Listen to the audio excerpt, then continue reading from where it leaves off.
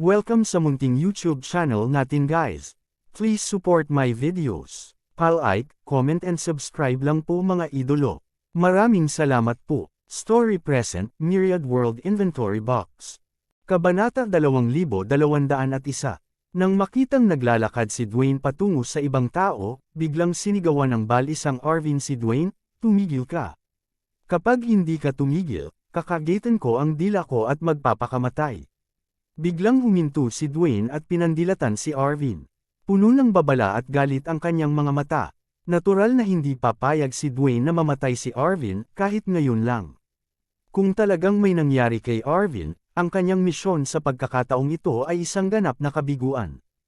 Ang misyon na ito ay may kaugnayan sa kanyang hinaharap, kaya hindi niya ito maaaring balewalain. Sa makatuwid, hindi siya handang makipagsapalaran kahit na may kaunting panganib na mabaigo. Kaya naman, kahit na naramdaman ni Dwayne na hindi magpapakamatay si Arvin, hindi pa rin siya naglakas loob na makipagsapalaran.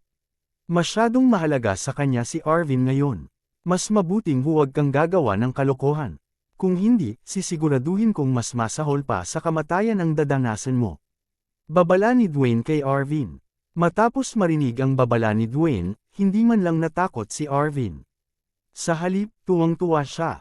Sa katunayan, pinagbantaan lang niya si Dwayne sa isang sandali ng desperasyon, at hindi naman ito kapaki-pakinabang. Naramdaman niyang parang ayaw siyang patayin ni Dwayne. Kung hindi, ginawa niya ito sa bar sa halip na dalhin siya sa malayo. Kung tungkol sa pag-hostage sa kanya, wala itong saysay. Kung tutuusin, isa lang siyang ordinaryong tao na walang pinagkaiba sa mga naglalakad sa tabing kalsada. Kung gusto ni Dwayne na humanap ng hostage, maaari na lang siyang kumuha ng isa sa kalsada. Hindi na niya kailangang dumaan sa napakaraming problema at dalhin siya ng napakalayo. Tsaka isa lang siyang ordinaryong sundalo kaya walang kwenta ang pag-hostage niya. Hindi akalain ni Arvin na hahayaan ng militar si Dwayne dahil sa kanya. Iyon ay hindi makatotohanan. Hindi muna pinag-isipan ni Arvin ng detalyado ang mga bagay na ito kaya hindi na niya inisip iyon. Pero ngayon, bigla siyang naisip ng maraming bagay. Kahit na hindi niya alam kung bakit siya ay hostage ni Dwayne, siguradong hindi ito kasing simple ng pag-hostage sa kanya. Dahil payag si Dwayne na ilayo siya kahit sobrang gulo ang pinagdaanan niya, halatang ayaw ni Dwayne na mamatay siya ngayon. Kaya naman ginamit ito ni Arvin para takutin si Dwayne. Siyempre, ang lahat ng ito ay hula lang ni Arvin. Tsaka dahil sa pagmamadali ng sitwasyon, wala siyang masyadong oras para mag-isip ng seryoso. Kaya lang niyang subukan ang lahat ng kanyang makakaya. Buti na lang at dahil sa sinabi ni Dwayne, napagtanto ni Arvin na tama ang hula niya. Ayaw talaga ni Dwayne na mamatay siya, kahit hindi ngayon. Matapos malaman iyon, medyo naging walang takot si Arvin. Hinarap niya ang pananakot ni Dwayne at hindi nagmamadaling sinabi, "Kung maglakas loob kang saktan ulit sila, mamamatay ako kaagad sa harap mo." Pinandilatan ni Dwayne si Arvin na para bang hindi na ito makapaghintay na hiwalayan siya. Hindi niya akalain na banta talaga siya ni Arvin. Bukod dito, si Arvin ay nasa ilalim ng kanyang kontrol, na nagparamdam sa kanya ng labis na pagkadismaya. Gayunpaman, gaano man kagalit si Dwayne, kaya lang niyang tiisin dahil hindi niya talaga kayang hayaang mamatay si Arvin ngayon. Sige, nakita ni Dwayne na nanatiling kalmado si Alvin sa ilalim ng kanyang galit na titig, kaya't wala siyang nagawa kundi ang sumuko. "Aniya, pwede mo silang bitawan, pero kailangan mong makipagtulungan ng masunurin. Kung hindi, ipapapatay ko sila sa harap mo. Kailangan mong malaman na hinabol nila kami dahil sa iyo. Kung mamatay sila, dahil sa iyo yun. I think you'll feel guilty for the rest of your life, right?" Bumilis ang paghinga ni Arvin matapos marinig ang sinabi ni Dwayne. Talagang nakonsensya si Arvin, matapos niyang masaksihan ang 2 taong namatay sa kanyang harapan. Gayunpaman, tama si Dwayne. Dumating ang mga taong ito dahil sa kanya at ngayon ay patay na sila. Hindi man niya personal na pinatay ang mga ito, namatay ang mga ito dahil sa kanya at hindi siya nakaligtas dito. Anong gusto mong malaman? Basta't palayain mo sila, ipinapangako kong sasabihin ko sa iyo ang lahat ng nalalaman ko, sabi ni Arvin sa malalim na boses. Hindi nakaligtas sa mga mata ni Dwayne ang malungkot at galit na ekspresyon ni Arvin. Medyo nakaramdam siya ng hiya. Hindi mo ba ako tinatakot? Sa tingin mo hindi kita tatantanin. Kung tutuusin, kung si Dwayne si Arvin, hindi niya i-consider ang sitwasyon ng iba. Dumating man ang mga taong ito dahil sa kanya, hiningi nila ito at hindi niya hiniling na sumama. Gayunpaman, ang pagkukunwari ni Arvin ang mismong gustong makita ni Dwayne. With these soldiers in his hands, hindi siya natakot na hindi makikipagtulungan si Arvin. Very good. Tumango si Dwayne bilang kasiyahan. Actually, wala akong awayan sa kanila. Bahala na kung patayin o palayain ko sila. Basta masunurin kayong magtulungan, I don't mind, let them go. Ano ang gusto mong malaman? Tanong ulit ni Arvin. Ngayon, halos naintindihan na ni Arvin kung bakit siya hinuli ni Dwayne at hindi ang iba. At saka, hindi payag si Dwayne na mamatay siya dito. Nais pala ni Dwayne na makakuha ng ilang impormasyon mula sa kanya. Bukod dito, halos naunawaan din ni Arvin na talagang pinupuntirya siya ng mga especially iyan na ito mula sa Fiery Wind Nation. Gayunpaman, isa lamang siyang ordinaryong tao at isang rookie recruit.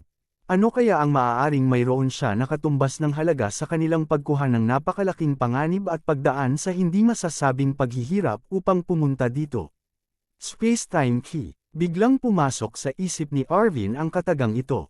Naalala niya na tinanong siya ng mga especially iya mula sa Fiery Wind Nation kung nasaan ang space-time key. Nandito kaya sila para sa bagay na iyon? Gayunpaman, hindi niya talaga alam kung ano iyon. Hindi kaya nagkamali sila. I'm very satisfied with your attitude. Ngumiti si Dwayne. Sige, dahil masikip ang lahat sa oras, diretso na tayo. Nasaan ang space-time key? Basta ibigay mo ang space-time key, hahayaan kita. Ipinapangako ko na hinding-hindi kita sasaktan. Panipi, ito talaga, napaisip si Arvin sa sarili. However, he said with a puzzled expression, it's not that I don't want to tell you, nor that I don't want to hand it over. It's just that I really don't know what the space-time key is, let alone where it is. Mukhang ayaw mo pang makipagtulungan. Ngumisi si Dwayne. Humiling ka. Ngayon, papatayin ko sila. Tandaan mo, namatay sila dahil sayo. Dahil doon, muling bumaling si Dwayne sa mga sundalong nakahandusay sa lupa. Nanlamig ang kanyang mga mata, at halatang gusto na naman niya itong patayin. Tumigil ka, huwag mong gawin. Nag-aalalang sigaw ni Arvin. Hindi mo ba ako dapat bigyan ng paramdam? Baka maalala ko, ang space-time key ay isang hiyas. Tumingin si Dwayne kay Arvin at sinabing, naaalala mo na ba ito ngayon? Hiyas. Biglang sumulpot sa isip ni Arvin ang anyo ng batong nakuha niya sa spaceship. Gayunpaman, agad siyang umiling at tinanggihan ang ideya. Isa lang itong ordinaryong bato, hindi man lang hiyas, lalo pa ang space-time key. Parang hindi mo pa rin maalala. I think I should stimulate you a little. This might help you remember something, sabi ni Dwayne na may malamig na ngiti. Dahil doon, muling naglakad si Dwayne patungo sa mga sundalong nasa lupa. Pakiramdam niya noon pa man ay alam na ni Arvin kung nasaan ang space-time key, at hindi sana magkakamali ang mga nakatataas sa bagay na ito. Kung hindi, hindi sana sila nagpadala ng 2 pangkat ng mga tao para isagawa ang misyon na ito. Kaya naman naramdaman ni Dwayne na sinadya itong itago ni Arvin. Ito ay talagang hindi kakaiba. Maging si General Angus at ang mga nakatataas ay pinahahalagahan ng gusto ang hiyas na iyon. Malinaw, ang space-time key ay hindi isang simpleng bagay. It was understandable that Arvin wasn't willing to reveal it. Kaya naman, naramdaman ni Dwayne na dapat niyang pasiglahin si Arvin at gumamit ng malupit na paraan para isa-isang patayin ang mga sundalong nasa harapan niya. Halatang hindi papayag si Arvin na panuurin ang mga taong mamatay sa ganoong trahedya sa harap niya. Halika, ikaw bastardo ng Blazing Wind Nation. Patayin mo ako kung manggahas ka. Kung hindi, ikaw ang aking anak. Ang mga sundalo sa lupa ay malinaw na naunawaan ang intensyon ni Dwayne. Gayunpaman, hindi sila natakot. Ang mga sundalong napiling sumama sa tropa ni Arvin ay hindi lamang malakas sa bawat isa, ngunit mayroon ding lakas ng loob na hindi kayang ikumpara ng mga ordinaryong tao. Kahit nasa harap ng kamatayan, hindi sila natakot. Teka, ubo-ubo, ang mga sundalo ay hindi natatakot sa kamatayan, ngunit hindi makita ni Arvin na mamatay sila sa harap niya. Gayunpaman, si Arvin ay nasugatan ng husto noon, at imposibleng gumaling siya sa maikling panahon. Isa pa, matagal siyang nagpumilit na magsalita kaya lalo siyang nanghina. Don't do it. I'll tell you where the gem is. Namumutla ang mukha ni Arvin, at mahina ang hininga habang nauuto. Hindi ba mas madali kung nakipagtulungan ka kanina? Tumigil si Dwayne at tumingin kay Arvin. Kung payag si Arvin na makipag-usap, hindi niya sana pinatay ang mga sundalo ngayon. Malubhang nasugatan na si Arvin, at kung ma-stimulate siya hanggang mamatay, kanino niya hihingin ang hiyas? Kaya naman, nang ipahayag ni Arvin ang kanyang pagpayag na makipagtulungan, tumigil si Dwayne at hindi na nilayon na patayin ang mga sundalo. Sabihin mo sa akin, nasaan ang space-time key? Sabi ni Dwayne. It's. Pahina ng hamina ang boses ni Arvin habang nagsasalita. Sa huli, nakita lang ni Dwayne na gumagalaw ang mga labi ni Arvin, pero hindi niya marinig ang sinasabi nito.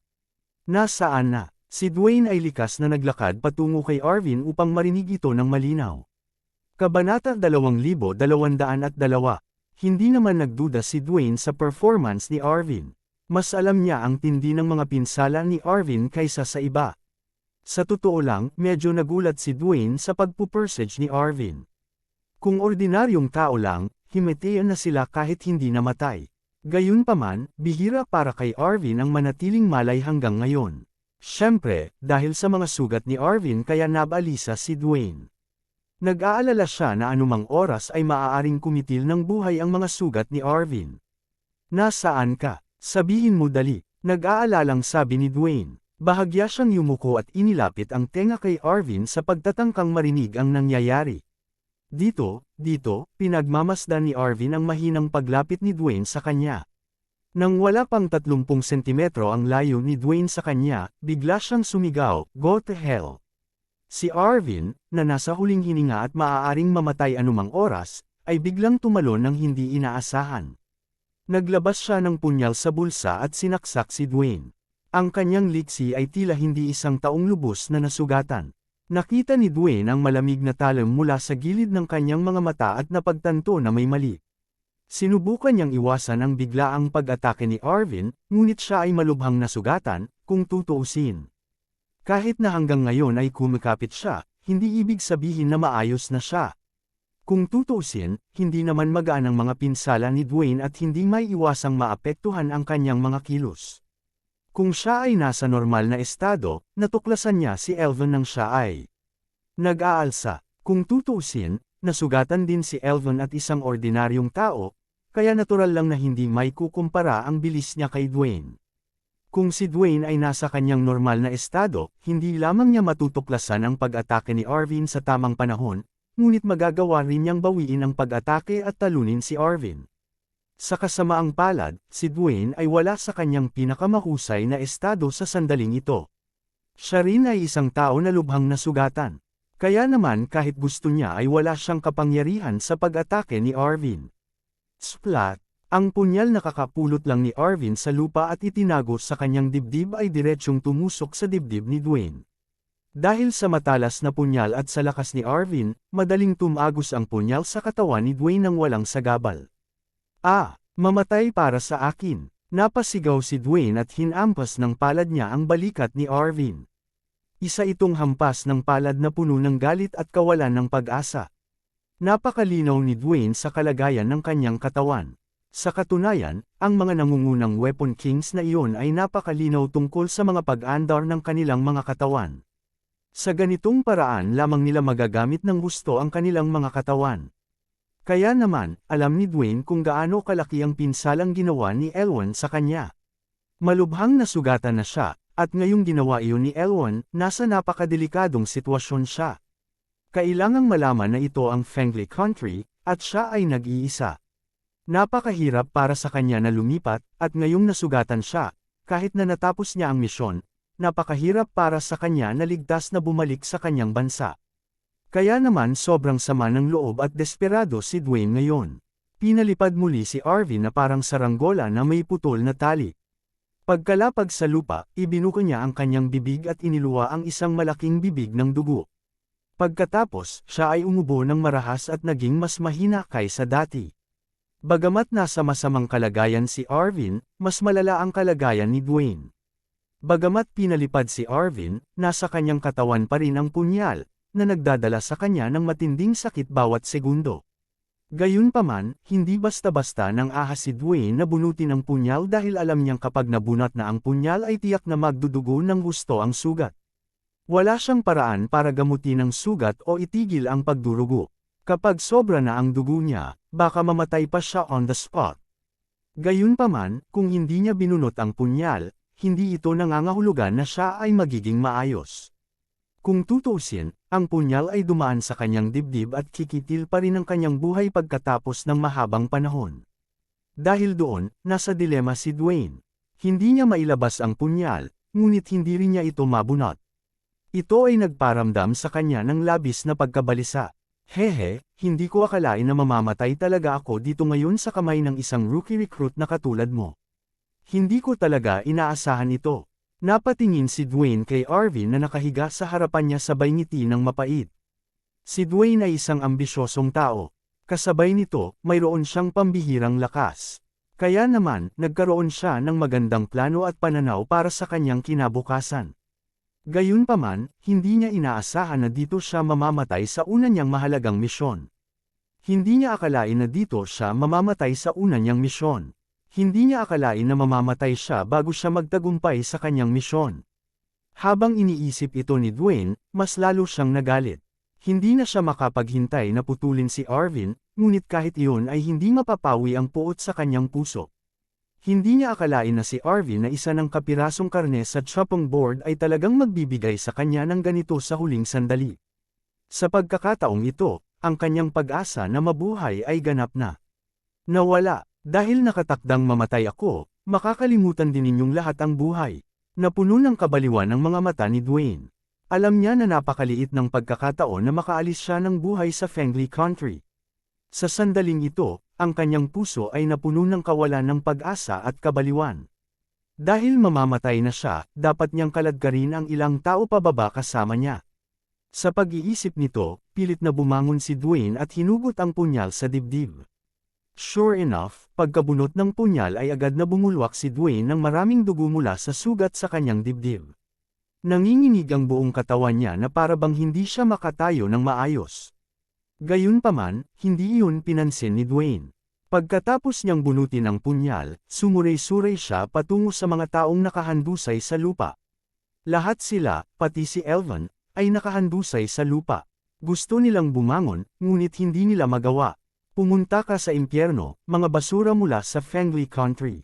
Nakakalokong sigaw ni Dwayne. Pagkatapos, marahas niyang sinaksak ang punyal sa kamay sa kawal na pinakamalapit sa kanya. Bagaman sinubukan ng sundalo na lumaban, siya ay labis na nasugatan.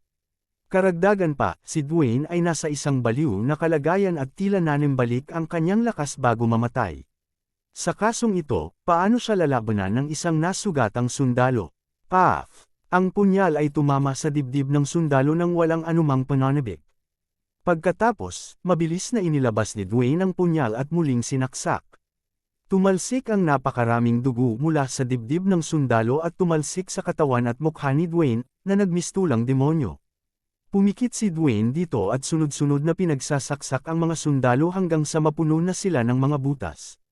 Saka lang siya tumayo ng nanginginig at naglakad papunta sa susunod na sundalo. Yung iba, pati si Arvin, natural na nakita ang mga kinikilos ni Dwayne. Gusto nilang tulungan at patayin si Dwayne, ngunit wala silang kapangyarihan. Maliban sa pagkunot ng noo ni Dwayne, napapanood lang nila ang pagpatay ni Dwayne sa kanilang mga kasama. Pinandilatan ni Arvin si Dwayne ng mamamatay tao na mga mata. Hindi na siya makapaghintay na patayin si Dwayne ngayon. Naiinis din siya sa sarili niya dahil hindi niya nagawang patayin si Dwayne kanina. Ngayong sinimulan na ni Dwayne ang kanyang paghihiganti, ang mga sundalong iyon ay mamamatay din dahil sa kanya. Halika, patayin mo ako kung may lakas ka ng loob. Galit na sigaw ni Arvin kay Dwayne. Umaasa siyang papatayin muna siya ni Dwayne. Bagamat hindi siya sigurado kung kaya niyang iligtas ang iba, at least hindi niya kailangang panuurin ang iba na mamatay dahil sa kanya. Hehe, huwag kang mabalisa. It will be your turn. Isa-isa, napangiti si Dwayne. Gayunpaman, ang ngiting iyon ay walang pinagkaiba sa ngiti ng isang demonyo sa mga mata ni Arvin. Ayaw nang tapusin ni Dwayne ang misyon dahil kahit na matagpuan niya ang hiyas ay hindi niya ito mailalabas. Ang misyon na ito ay nakatakdang mabaigo at siya ay nakatakdang mamatay dito. Ang tanging nasa isip lang ni Dwayne ngayon ay patayin ang mga taong ito sa harapan niya bago siya mamatay, para walang makaisip na umalis sa lugar na ito ng buhay. Lalo na si Arvin, na nanakit sa kanya at nagpabalik sa kanya sa ganitong estado. Siguradong hindi niya ito pakakawalan. Gayunpaman, ang pinakamahalagang bagay ay isave ito para sa katapusan. Naramdaman ni Dwayne na si Arvin ang dahilan kung bakit siya napunta sa ganitong estado. Kaya naman, hindi niya madaling patayin si Arvin. Kinailangan niyang pahirapan siya ng maayos bago siya mamatay at hayaan siyang mamatay sa isang kakilakilabot na kamatayan. Bastard, come at me if you have anything. This has nothing to do with them. Cough cough, galit na sigaw ni Arvin kay Dwayne, hoping that Dwayne will let the others go. Gayunpaman, ang kanyang hiling ay nakatadhana na mabaigo. Napagdesisyonan na ni Dwayne na kaladkarin pa ang ilang tao pababa kasama niya. Paano siya susuko dahil lang sa sinabi ni Arvin? Isa pa, ayaw na niyang tapusin ang misyon, kaya mas lalong nabawasan ang bigat ng mga salita ni Arvin sa kanyang puso.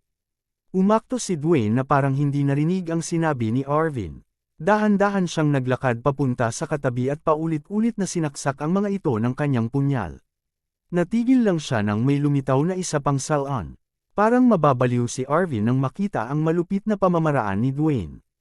Hindi siya natatakot na mamatay siya, ngunit dahil namatay ang mga taong iyon dahil sa kanya. Lubhang hindi komportable ang pakiramdam niya. Kabanata 2203. Nang makita ang baliw na tingin ni Alvin, nakaramdam si Dwayne ng kasiyahan mula sa kanyang paghihiganti. Talagang nabigo siya sa misyon na ito sa kamay ng baguhang ito. Nakakatuwang makita siyang malungkot at galit. Hindi tumigil ang pagpatay ni Dwayne sa mga sundalo dahil sa galit ni Alvin. Kahit na ang mga sundalong nakahandusay sa lupa ay lumaban, lahat sila ay napatay ni Dwayne sa huli. Paano na? Galit ka ba na makitang mamatay ang mga taong iyon sa harap mo? Gusto mo bang patayin mo sila ngayon? Dahan-daang naglakad si Dwayne sa tabi ni Alvin at tumingin sa kanya na may mapanuksong ekspresyon. Hindi nagsalita si Alvin. Sa halip, pinandilatan niya ng mata si Dwayne. Parang gusto niyang lamunin ng buo si Dwayne. Sok, sok, sok. Galit na galit ha. Kapag ganito ang ginagawa mo, mas masaya ako. Ngumiti si Dwayne. Tapos biglang naging masama yung ekspresyon niya. Tumingin siya kay Alvin at sinabing, I was very confident about this mission. As long as I finished this mission, my future would be incomparably bright. But because of you, all because of you, this mission is going to fail. Tiyak na hindi na ako makakabalik sa bansa. Hahaha, hindi ko talaga inaasahan na mahuhulog ako sa kamay ng isang baguhan na tulad mo. How laughable, how laughable. Anong biro? Tawa ng baliw si Dwayne habang nagsasalita. Kasabay ng masasamang ekspresyon, sobrang nakakatakot ang itsura niya. Ikaw ay isang especially iya mula sa Fiery Wind Nation. Karapat-dapat kang mamatay sa ating Wind Nation. Galit na saway ni Alvin kay Dwayne. Deserve. Haha, ang sarap deserve. Tumigil sa pagtawa si Dwayne. Tumingin siya kay Alvin at sinabing, ang ating dalawang bansa ay hindi kailanman naging maayos. Kakaiba ba na may nakapasok na especially iya? Hindi ba nagpadala ang Wind Nation mo ng especially iya sa aking bansa? Siyempre, sarili ko lang ang masisisi ko sa pagiging pabaya at pagkahulog sa bitag mo. Panipi, ibinaba ni Dwayne ang ulo niya at tumingin sa dibdib niya. Umaagos pa rin ang dugo. Dahil sa kakatawa ay sobrang laki ng galaw niya na naging dahilan ng pagdugo ng sugat niya. Dahil dito, hindi makatayo ng tuluyan si Dwayne. Kahit hindi ka mahulog sa bitag ko, hindi ka pa rin makakaalis ng buhay sa Fender Country natin. Ang ating Wind Nation ay maraming may kakayahang tao. Paano natin hahayaan na magtagumpay ang isang especially iya mula sa Firewind Nation? Tumingin si Alvin kay Dwayne at sinabing, ganun ba? Hindi nagkomento si Dwayne tungkol doon. Marahil ay naramdaman niyang malapit nang mamatay si Arvin, at mamamatay na rin siya, kaya hindi na kailangan pang makipagtalo. Gayunpaman, hindi na iyon mahalaga ngayon. I'm better send you on your way to meet your comrades. Hindi nilingon ni Arvin ang punyal sa kamay ni Dwayne. Sa halip, tumingin siya sa mga patay na nakahandusay sa lupa. Puno ng kalungkutan ang kanyang mga mata. Sa sandaling ito, alam niya na ang mga taong ito ay hindi mga dumadaan. Sa halip, sila ang mga sundalo sa kanyang kampo. Maaari silang ituring na kanyang kasamahan. Dahil nakilala nila siya kaya hinabol nila siya para iligtas siya. Gayunpaman, walang sinuman sa kanila ang umaasa na si Dwayne ay napakalakas. Dahil doon, hindi lang siya nailigtas, idinawit pa niya ang kanyang mga kasama, dahilan para mawala ng buhay sa lugar na ito. Napuno ng guilt si Arvin. Kinasusuklaman niya na hindi siya sapat para patayin si Dwayne. Kung ganoon nga, baka nailigtas niya ang buhay ng mga taong ito. Ngunit ngayon, namatay sila sa harap niya, isang hakbang sa unahan niya. Mga kasama, binaygo ko na kayo. Karangalan ko pong maging kasama kayo. Kung may kabilang buhay, siguradong magiging kasama niyo ulit ako, malungkot na sabi ni Arvin.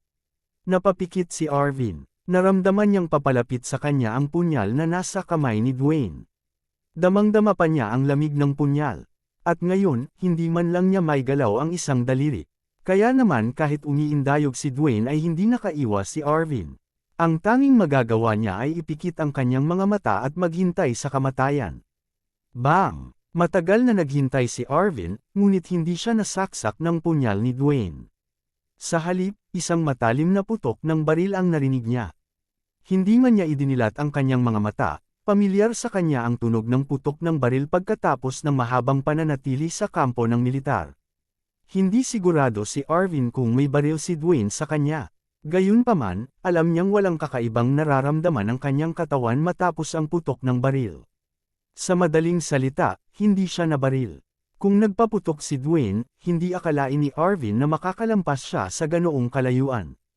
Kung tutuusin, hindi ordinaryong tao si Dwayne. Kahit nasugatan siya, imposibleng makaligtaan siya sa ganoong kalayuan. Nagdududang iminulat ni Arvin ang kanyang mga mata. Tapos, natigilan siya dahil napagtanto niyang tumigil si Dwayne sa kanyang kinatatayuan. Nasa himpapawid pa rin ang punyal na nasa kamay niya at hindi niya sinaksak ang sarili. Pagkatapos, natuklasan ni Elvin na may isa pang sugat sa dibdib ni Dwayne, at mas mabilis na umaagos ang dugo. Nabaril ba siya? Ang ganoong kaisipan ay lumabas sa isip ni Dwayne. Halatang abnormal ang itsura ni Dwayne ngayon. At saka, may isa pa siyang sugat, kaya dapat binaril na siya. Nahihirapang lumingon si Dwayne at tumingin sa malayo. Pagkatapos, muli niyang ibinaling ang kanyang ulo at sinabi kay Arvin, kahit na, mamatay ako, hindi ko, pababayaan ka. Sabi ni Dwayne at mas lalong lumilitaw ang kabaliwan sa mukha niya. Sinaksak niya ulit ng punyal si Arvin pero mas mabagal ang galaw niya this time. Sigurado si Arvin na nabaril nga si Dwayne. Kung hindi, hindi siya umarte ng ganoon. Napatingin din si Arvin sa direksyon na tinitignan ni Dwayne. Tila may nakita siyang pamilyar na figure sa di kalayuan, ngunit ang dugo ay lumabo ang kanyang paningin, kaya't hindi siya makakita ng malinaw. Isang kislap ng pag-asa ang biglang sumikat sa puso ni Arvin. Kung mabubuhay siya, tiyak na ayaw niyang mamatay. Ang nagpaputok ay maaaring pamilyar na figure sa malayo. Hindi niya alam kung sino ang taong iyon, ngunit ang taong iyon ang tanging makapagliligtas sa kanya ngayon. Gayunpaman, ang tenacity ni Dwayne ay medyo wala pa rin sa inaasahan ni Arvin. Malubhang nasugatan na siya noon, at ngayong nabaril na siya, hindi naman talaga siya namatay at gustong patayin si Arvin. Sa kasamaang palad, hindi makagalaw si Arvin ngayon. Kung makagalaw siya, makakapit siya sandali at hintayin ang taong iyon sa malayo para iligtas siya. Desidido na ngayon si Dwayne na patayin si Arvin bago ito mamatay. Ang kislap ng pag-asa na sumibol sa puso ni Arvin ay unti-unting napawi. Kung tutuusin, hirap na rin siyang gumalaw ngayon, kaya hindi niya napigilan ang mga kinikilos ni Dwayne. Bang! Isa pang putok ng baril ang tumunog. This time, hindi na napapikit si Arvin kaya kitang-kita niya na biglang umindayog ang katawan ni Dwayne na parang tinamaan ng dayuhang bagay. Tapos, nakita ni Arvin na may malaking sugat na naman sa katawan ni Dwayne. Tumalsik ang dugo sa katawan ni Dwayne at diretsyong nag-spray kay Arvin. Natigil ang buong galaw ni Dwayne dahil dito. Ibinaba ni Dwayne ang ulo at tinignan ang katawan nito na walang ekspresyon ang mukha. Bagamat hindi niya ito makita ng malinaw, alam niyang dumating na ang mga reinforcement ni Elvan at nabugbog siya sa ganitong estado ng mga reinforcements ni Elvan. Gusto man talagang patayin ni Dwayne si Arvin bago ito mamatay, alam niyang hindi na niya ito magagawa. Sa sitwasyon niya ngayon, walang paraan para magpatuloy siya.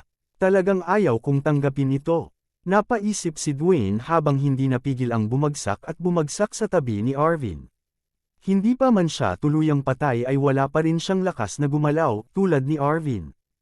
Tuloy-tuloy na umagos ang dugo mula sa katawan ni Dwayne at mabilis na naglalaho ang kanyang sigla. Alam ni Dwayne na malapit na siyang mamatay, kaya hindi siya masyadong natakot o kinakabahan. Nagsisilang siya na hindi niya kayang patayin si Arvin bago ito mamatay. Hey! Hehe, Arvin, nagtataglay ka ng isang pambihirang kayamanan, nakatadhana, na hindi makaiwas dito. Ang ating maapoy na hangin na bansa ay hindi ka pakakawalan. Kahit na, mamatay ako, may iba na darating para sa iyo. Napatingin si Dwayne kay Arvin na nasa malapit at mapait na ngiti. Alam ni Dwayne na ang mga tao sa kanyang bansa ay nagbigay ng malaking kahalagahan sa hiyas. Ang kanyang misyon sa pagkakataong ito ay maaaring ituring na isang kabiguan, ngunit ang mga tao ng kanyang bansa ay malinaw na hindi susuko. Kahit na 2 beses silang nabigo, hindi sila susuko. Kaya naman, sa opinyon ni Dwayne, si Arvin ay napahamak. Hindi man mamatay si Arvin sa kanyang mga kamay, mamamatay siya sa kamay ng kanyang mga kababayan. Alam ni Dwayne na ang kanyang mga kababayan ay hindi magsisisi ng kanyang buhay pagkatapos makuha ang hiyas na iyon.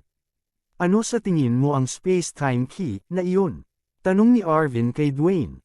Malapit na siyang mabaliw sa bagay na ito. Narinig na niyang binanggit ni Dwayne ang bagay na ito noon, ngunit hindi niya pa rin alam kung ano iyon. Ito ay ginawa sa kanya ng labis na inis. Kaya naman, gustong malaman ni Arvin kung ano yun kay Dwayne para mapaghandaan siya. Ikaw, hindi mo alam. Tumingin si Dwayne kay Arvin at sinabing. Then, without waiting for Arvin to reply, he laughed and said, "Haha, so, para hindi mo alam ang gem na iyon." That's interesting. Kabanata 2204. Si Dwayne ay tumawa ng baliw, mas baliw kaysa dati. Akala niya ay alam na ni Arvin ang gemstone at ang kahalagahan nito kaya naman hindi siya naglakas loob na sabihin sa kanya. Pero ngayon, napagtanto niya na hindi talaga alam ni Arvin kung ano ang gemstone at hindi niya napagtanto ang kahalagahan nito. Hindi naman sa ayaw niyang sabihin sa kanya, pero hindi niya talaga alam. Haha, iyan ay interesante. Si Dwayne ay tawang-tawa pa rin. Sa totoo lang, tawa siya ng tawa kaya malapit nang tumulo ang mga luha niya. Sa totoo lang, hindi mo talaga alam kung ano ang space-time key. Gayunpaman, kami mula sa Blazing Wind Nation, ay darating para sa iyo muli. Habang nakangiti ay biglang napatigil sa paggalaw si Dwayne.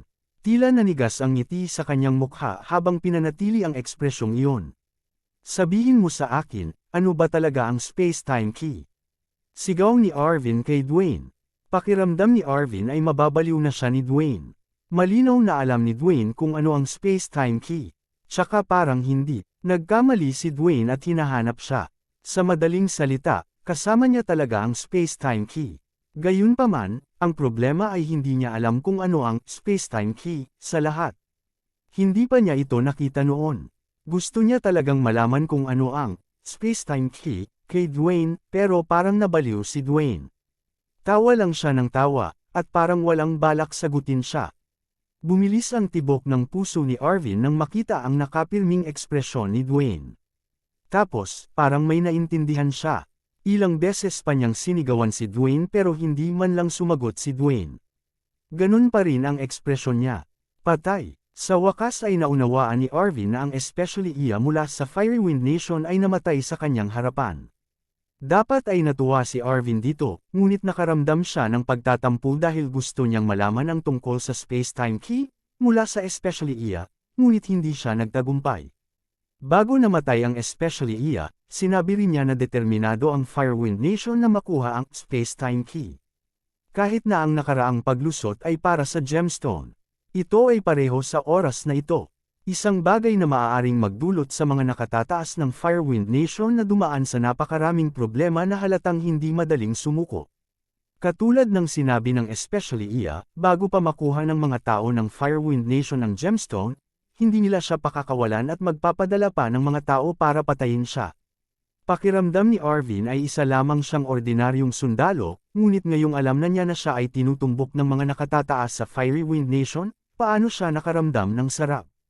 Talagang gusto niyang malaman kung ano ang batong hiyas, para makapagkusa siyang gumawa ng ilang paghahanda. Ayaw niyang ma-target ng mga tao ng Firewind Nation. Hindi niya akalain na ang swerte niya ay palaging magiging ganito kaganda. Hindi siya namatay sa pagkakataong ito, ngunit paano ang susunod na pagkakataon? Kung ang mga tao ng Firewind Nation ay dumating muli, magiging napakaswerteng makatakas siya. Pakiramdam ni Arvin ay napakahirap. Isa lamang siyang ordinaryong sundalo, at ang Firewind Nation ay isang malaking bansa. Hindi niya akalain na ang isang ordinaryong sundalong tulad niya ay makakalaban sa pagpaslang sa naturang bansa. Sa makatuwid, makakagawa lang siya ng mga countermeasure kung alam niya ang tungkol sa space-time key. Maaari niya itong ibigay o itapon. Sa anumang kaso, ayaw iwan ng buhay ni Arvin ang salot na iyon. Gayunpaman, ngayong patay na ang especially Iya mula sa Firewind Nation, hindi pa rin nakakakuha si Arvin ng karagdagang impormasyon tungkol sa space-time key, mula sa kanya. Natural, hindi siya masaya. Bastos, bakit hindi mo sinabi sa akin bago ka mamatay?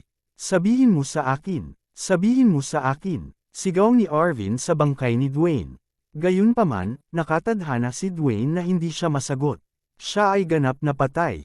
Malubhang nasugatan na si Arvin, at mahina ang katawan. Dati, nakahawak lang siya. Ngayong sobrang emosyonal niya, nahimite siya.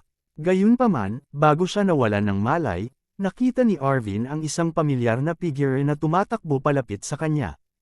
Ibinuka niya ang kanyang bibig at ulong, class rep. Nang muling magising si Arvin, nakahiga na siya sa pamilyar na ospital. Pamilyar ang pamilyar na amoy at kapaligiran. Katatapos lang niyang umalis sa lugar na ito, at hindi niya inaasahang babalik siya ng ganoon kaga. Bukod dito, ang kanyang mga pinsala ay halatang mas malubha kaysa sa huling pagkakataon. Arvin, gising ka na. Nasasanay na si Arvin sa liwanag ng paligid, may narinig siyang nagulat na boses sa tabi niya. Gayunpaman, may bahid din ng kahinaan sa boses. Lumingon si Arvin. Oo nga, sa kama sa tabi ng kanyang kama ay ang kanyang mabuting kaibigan, si Bill. Ang dalawang matalik na magkaibigang ito ay naging wardmate na ngayon. Mukhang mas mabuti ang kalagayan ni Bill kaysa kay Dwayne. Kahit medyo mahina ang itsura niya, at least nakakagalaw siya sa kama. Si Arvin naman ay parang wala na siyang lakas para igalaw ang katawan. Bakit ako nandito? Mahinang sabi ni Arvin. Iniligtas ka ng iyong mga kasama, sabi ni Bill. Halatang tuwang-tuwa siya nang makitang gising na si Arvin. Siyempre, niligtas din nila ako. Naalala ni Arvin na ang pamilyar na figure na nakita niya bago siya nawalan ng malay ay ang kanyang class rep. Noong una, akala niya ay ilusyon lang iyon, pero ngayon, parang totoo na. Iniligtas siya ng kanyang class rep. Malinaw na ang taong bumalik upang humingi ng tulong ay matagumpay na nakarating dito at nagdala ng mga tao sa eksena. Sa kritikal na sandali, nailigtas niya siya mula sa especially Iya ng Blazing Wind Nation. Noon, ang taong nagpaputok ng 2 putok at nakapatay sa especially Iya ng Blazing Wind Nation ang dapat na siyang mga reinforcement. Bukod dito, malamang na ang mga reinforcement ay ang kanyang class monitor. Paano ang mga especially Iya ng Blazing Wind Nation sa bar? Naisip ni Arvin ang mga tao sa bar na kinatok nila ni Bill at mabilis na nagtanong. Ngayon, alam na ni Arvin na darating ang mga especially Iya ng Blazing Wind Nation na ito para sa kanya. Sa makatuwid, hanggat hindi naalis ang mga taong iyon, tiyak na muli silang darating para sa kanya. Hindi akalain ni Arvin na maiiwasan niya ang pagpaslang sa bawat pagkakataon. Kaya naman, gusto niyang hulihin silang lahat sa isang iglap. Bukod dito, nais ding malaman ni Arvin ang tungkol sa space-time key mula sa mga taong iyon. Patay na ang mga taong iyon, sabi ni Bill. Sabi ni Bill, nang dumating sa bar ang mga taong iyon mula sa iyong kampo, nagkataon na nagising ang mga iyon. Ang mga especially iyan na iyon mula sa Flamewind Nation ay ayaw tumakas. Hindi sila nagtagumpay. Lahat sila ay pinatay sa bar na iyon. Walang sumuko ni isa. Tuwang-tuwa si Bill nang sabihin niya ito. Kung tutuusin, siguradong malaki ang naiambag nila ni Arvin sa usaping ito. Bukod dito, ngayong maayos na silang dalawa at nakagawa ng napakagandang kontribusyon, natural na maganda ang kalooban niya. Habang good mood si Bill, medyo complicated naman ang mood ni Arvin. Bahagyang nakahinga siya nang maluwag na ang mga especially iyan ng Blazing Wind Nation ay patay na. Gayunpaman, hindi nila nahuli ang alinman sa mga ito, kaya hindi niya malaman ang tungkol sa space-time key mula sa kanila. Dahil dito ay nakaramdam siya ng panghihinayang. Tulad ng sinabi ng especially iyan ng Blazing Wind Nation na namatay sa kanyang harapan, hindi susuko ang mga tao ng Blazing Wind Nation bago nila makuha ang hiyas. Bagamat ang mga especially iyan na dumating sa pagkakataong ito ay pawang patay at hindi nagtagumpay, halatang hindi sila susuko. Hindi sila titigil hanggat hindi nila natagpuan ang hiyas. Labis ang pag-aalala ni Arvin dito. Hindi niya alam kung paano haharapin ng mga especially iyan ang Blazing Wind Nation sa susunod. Patay na silang lahat, walang buhay. Di ba sabi mo sobrang effective ng gamot? Bakit ang bilis nilang nagising? Tanong ni Arvin na ayaw sumuko. Lahat sila patay. Nasa eksena ako at nakita ko ito ng sarili kong mga mata. Sabi ni Bill, kung bakit ang bilis nilang nagising, hindi dahil sa gamot, kundi dahil lahat sila ay Special Forces soldiers. Dapat noon pa sila nakatanggap ng training sa lugar na ito. Mas lumalaban ang katawan nila sa gamot. Kahit na droga, mas maaga silang gumising kaysa ordinaryong tao. Medyo natahimik si Alvin. Parang narinig na niya ang ganoong training mula kay Bernard. Sa katunayan, maraming mga katulad na pagsasanay. Talagang hindi simpleng bagay para sa isang sundalo na maging isang sundalo ng espesyal na puwersa. Ang pagiging mas malakas kaysa sa karaniwang tao ay ang pinakapangunahing bagay lamang. Sa usapin ng kaalaman at karanasan, pagharap sa mga aksidente, at iba pa, kailangan din nilang dumaan sa iba't ibang pagsasanay. Para naman sa mga especially iya mula sa Blazing Wind Nation, halatang sumailalim sila sa pagsasanay laban sa droga. Kaya naman, mas maaga silang nagising kaysa sa karaniwang tao. Kung hindi dahil sa napapanahong pagdating ng kanyang mga kasama sa kampo, natakot siya na baka nakatakas na sila pagkagising. Medyo nanghinayang si Arvin sa resultang ito, pero mas kaya niya itong tanggapin. At least, patay na ang mga taong iyon at hindi nakatakas. Saglit pa siyang ligtas. Siyempre, ito ay panandalian lamang. Nang makita kung gaano pinahahalagahan ng mga tao ng Blazing Wind Nation ang space-time key, naramdaman ni Arvin na hindi nila ito isusuko ng madali. Bill, narinig mo na ba ang space-time key? Hindi maiwasang itanong ni Arvin sa kaibigan. Space-time key. Ano yun? Halimbawa, nalubog pa rin siya sa kagalakan ng paggawa ng malaking kontribusyon. Nang marinig niya ang sinabi ni Arvin ay napatulala siya. Hindi ko rin alam. Umiling si Arvin at sinabing, ngunit ang mga especially iyan ng Blazing Wind Nation na iyon ay tila dumating para sa bagay na iyon. Hindi sinabi ni Arvin na akala ng mga especially iyan ng Blazing Wind Nation na iyon ay kasama niya ang space-time key. Natatakot siyang mag-alala si Bill sa kanya. Tsaka hindi niya alam kung ano yun hanggang ngayon. Space-time key. Hindi ko pa ito narinig. Napasimangot si Bill at nag-isip sandali, ngunit wala siyang impresyon sa bagay na ito. Kabanata 2205. Hindi tinatangkilik ni Bill si Alvin. Hindi pa niya narinig ang tungkol sa space-time key. Nang malaman niya na ang mga especially iya mula sa Fiery Wind Nation ay narito para sa space-time key, si Bill ay sineseryoso ito. Ang space-time key ay dapat na isang bagay na mahalaga para sa mga especially iya mula sa Fiery Wind Nation na pumunta dito at gumawa ng labis na pagsisikap. Gayunpaman, hindi iniugnay ni Bill ang bagay na ito kay Alvin dahil lumaki siya kasama si Alvin. Natural, alam niyang hindi magkakaroon ng ganoong kahalaga si Alvin.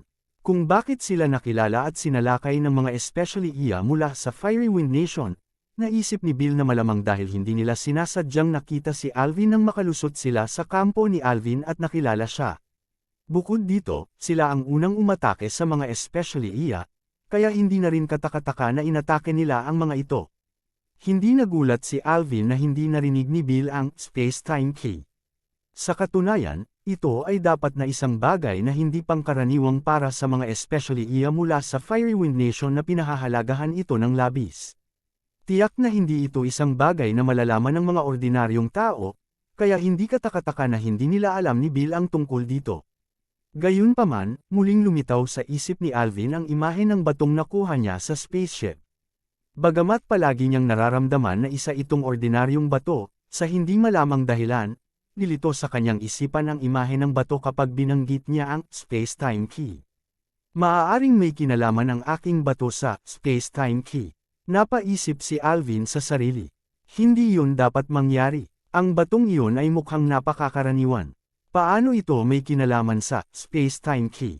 Itinanggi ni Alvin ang sariling iniisip sa kanyang isipan.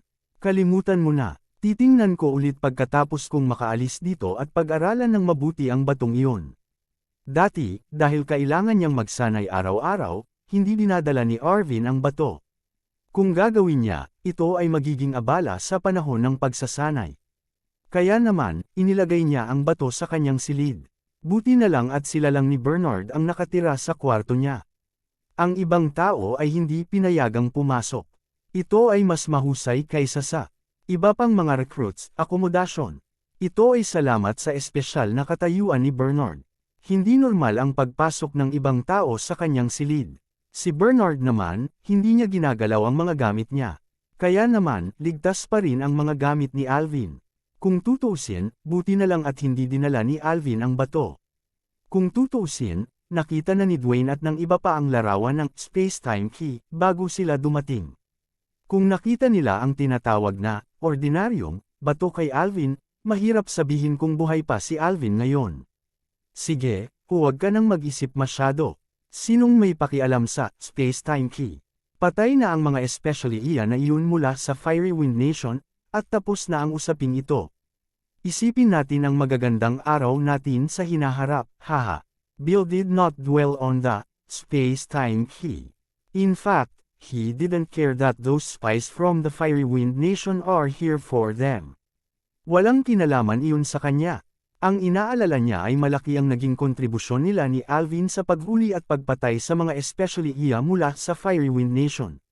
Kung gayon, magiging magandang gantimpala ang naghihintay sa kanya at kay Alvin. Hindi tulad ni Alvin, si Bill ay hindi pumasok sa kampo ng militar para magpakalasing gaya niya. Nais niyang gumawa ng pangalan para sa kanyang sarili dito. Kaya naman, natural na masaya siya na makapagbigay ng napakalaking kontribusyon. Maging ang mga sugat sa kanyang katawan ay mas gamaan ang pakiramdam. Napatingin si Alvin sa masayang ekspresyon ni Bill at mapait na ngumiti sa kanyang puso. Pakiramdam ni Bill ay tapos na ang usaping ito, ngunit alam ni Alvin na malayo pa ang pagtatapos ng usaping ito. Sa katunayan, ito ay simula pa lamang. Hanggat hindi nakuha ng mga especially iya na iyon mula sa Fiery Wind Nation ang space-time key, hindi sila susuko sa paglusot sa lugar na ito.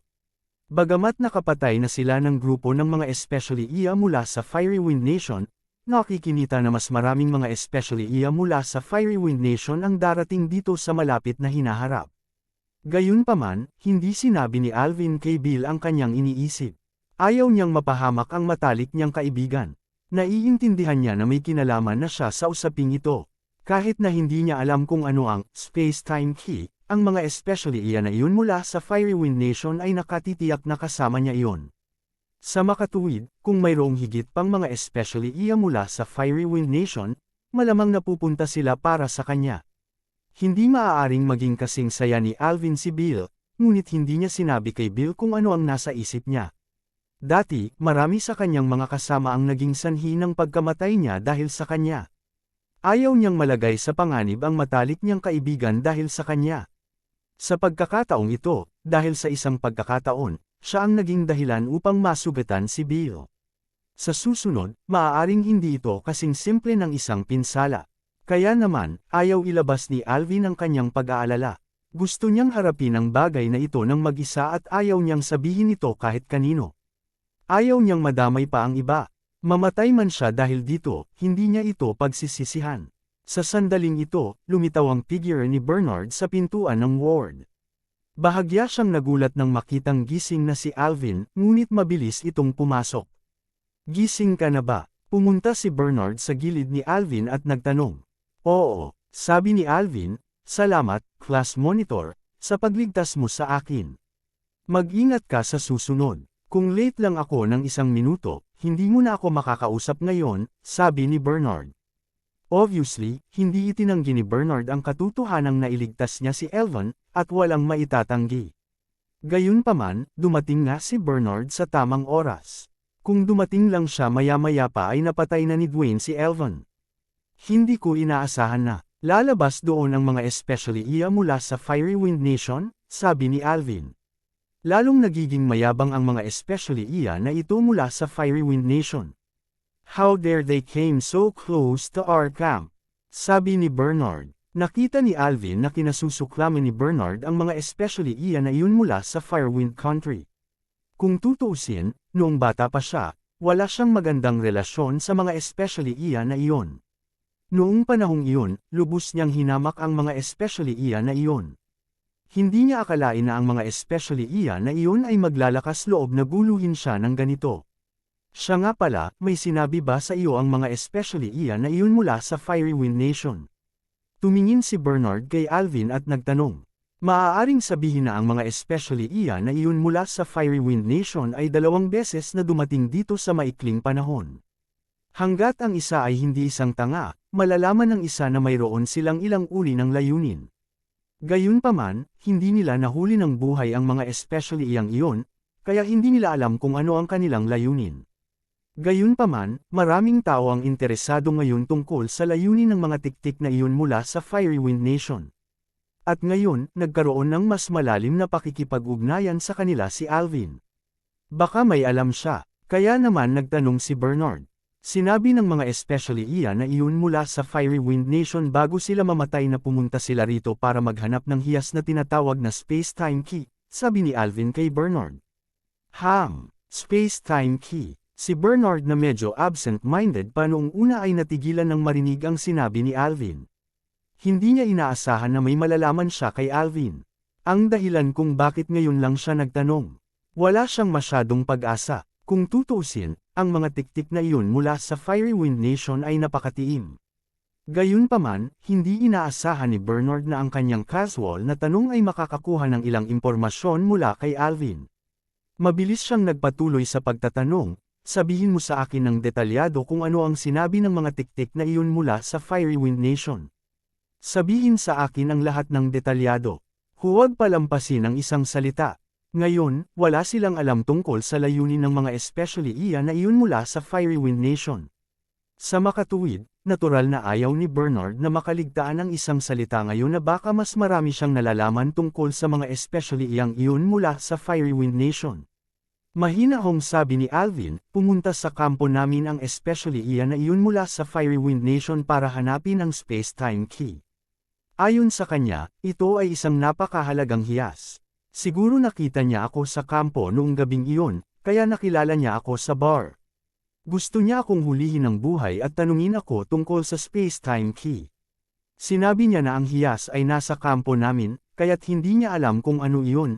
Kaya hindi niya alam, nagalit dahil sa kahihiyan at gusto akong patayin sa kabutihang palad, dumating ang taga-subaybay ng klase at iniligtas ang aking buhay. Napakalma ng mukha ni Alvin nang sabihin niya ang mga katagang ito.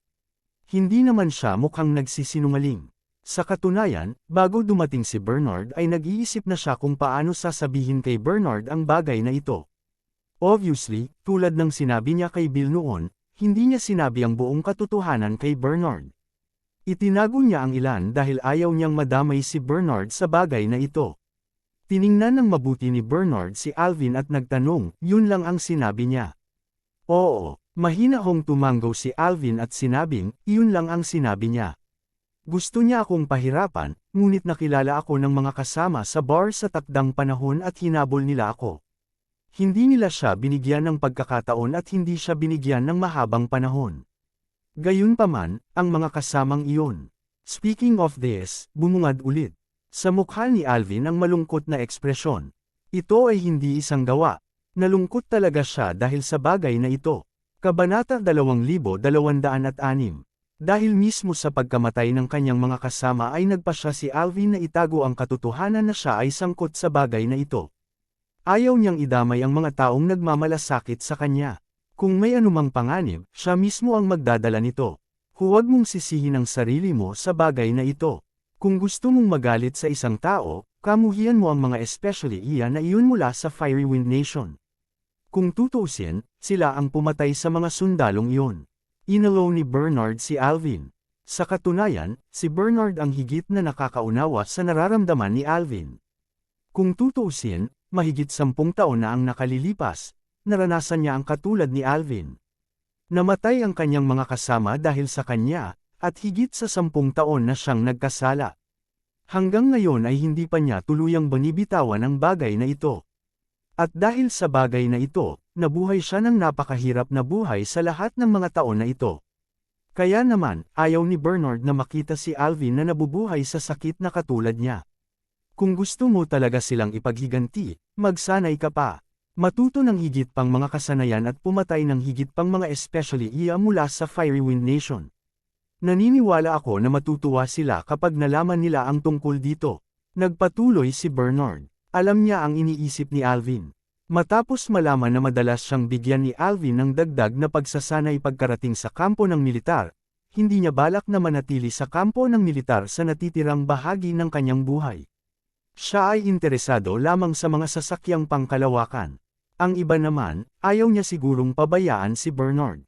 Kaya naman, bagaman kadalasan ay napakaseryoso ni Alvin sa kanyang pagsasanay, nadama ni Bernard na may kulang pa rin siya. Tila walang layunin si Alvin. Ngayong nangyari na ang ganoong bagay, bagamat talagang nakakalungkot, hindi naman ito isang masamang bagay para kay Alvin. Tama nga, pagkatapos marinig ang mga salita ni Bernard, ang mga mata ni Alvin ay halatang mas maliwanag kaysa dati, at may matinding determinasyon sa kanila.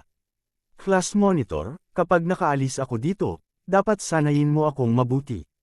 Kapag may lakas na ako, pupunta talaga ako sa Blazing Wind Nation at papatayin ang mga bastos na yon. Ang karakter ni Alvin ay medyo katulad ng kay Bernard. Isa rin ito sa mga dahilan kung bakit sila mabilis magkasundo. Tulad ni Bernard, isinisisi ni Alvin ang pagkamatay ng kanyang mga kasama sa kanyang sarili at gusto niyang ipaghiganti sila. Kaya naman, matapos marinig ang mga salita ni Bernard, biglang nakaramdam ng motibasyon si Alvin. Dati, nakikigulo lang siya. Ngayon, iba na. Nais niyang gumawa ng inisyatiba upang mapabuti.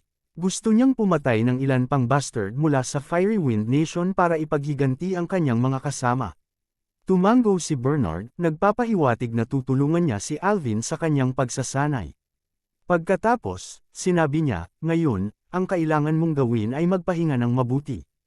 Huwag munang isipin ang mga especially iya mula sa Fiery Wind Nation. Ito ay nakaraan na. Si Bernard ay halatang kapareho ni Bill. Hindi niya alam na ang mga taong iyon ay para kay Alvin. Sa makatuwid, pagkatapos mamatay ang mga taong iyon, hindi niya iniugnay ang bagay na ito kay Alvin. Halata namang naniwala siya sa sinabi ni Alvin. Halatang ayaw niyang isipin pa ni Alvin ang bagay na ito. Kung ganoon, malulunod siya sa sakit ng pagkawala ng mga kasamang tulad niya. Ito ay isang napakapahirap na pakiramdam. Halatang ayaw ni Bernard na maranasan ni Alvin ang pakiramdam na iyon. Sobrang pinahahalagahan ng mga especially iya na iyon mula sa Fiery Wind Nation ang space-time key. Sa tingin ko hindi nila ito ibibigay ng ganoon kadali. Paalala ni Alvin, bagamat hindi niya sinabi ang buong katotohanan, karamihan pa lang ay nasabi na niya. Hindi bababasa, sinabi na niya na pinahahalagahan ng mga especially iya mula sa Fiery Wind Nation ang gemstone. Nakipag-usap siya sa especially iya mula sa Fiery Wind Nation, kaya natural, nararamdaman niya ang kahalagahan ng gemstone. Sa makatuwid, sa opinyon ni Alvin, tiyak na hindi susuko ang mga especially iya na iyon. Hindi pa tapos ang usaping ito. Kahit nawala sa kanya ang gemstone, darating pa rin ang mga especially iya na iyon mula sa Fiery Wind Nation. Kaya naman, naramdaman ni Alvin na kailangan niyang ipaalala muli ang kanyang class monitor. Tumango si Bernard at sinabing, naiintindihan ko. Bagamat hindi natin alam kung ano ang space-time key, dahil iyong mga especially iya mula sa Fiery Wind Nation ay nagsabi na ang bagay ay nasa ating kampo, kahit nagkakamali sila, hanggat iniisip nila, tiyak na darating sila muli. Alam na alam ko ito. Gayunpaman, sa nakaraang dalawang pagkatalo, sa pagkakataong ito, alam na natin ang kanilang layunin, kaya't hindi na tayo nananalo. Si Bernard ay natural na hindi magiging pabaya. Matapos malaman ang layunin ng mga especially iyang iyon mula sa Fiery Wind Nation mula kay Alvin, alam niya na ang mga especially iyan na iyon mula sa Fiery Wind Nation ay tiyak na darating muli. Kung tutuusin, matagal na niyang nakipag-usap ang mga especially iyan na iyon. Ang dahilan kung bakit ngayon niya lang sinabi iyon ay dahil ayaw niyang sayangin ni Alvin ang utak niya sa bagay na ito. Sa kanyang opinyon, tiyak na hindi malalaman ni Alvin ang tungkol sa space-time key. Kahit siya ay hindi pa nabalitaan, pati si Alvin. Kaya naman, ayaw na ni Bernard na masangkot pa si Alvin sa bagay na ito. Kung nangyari iyon, malulunod lang siya sa sakit ng pagkawala ng mga kasama. Nang makitang binibigyang halaga ni Bernard ang bagay na ito, nakahinga ng maluwag si Alvin. Kahit na ang mga especially iyan na iyon mula sa Fiery Wind Country ay siya ay nasa kampo pa rin.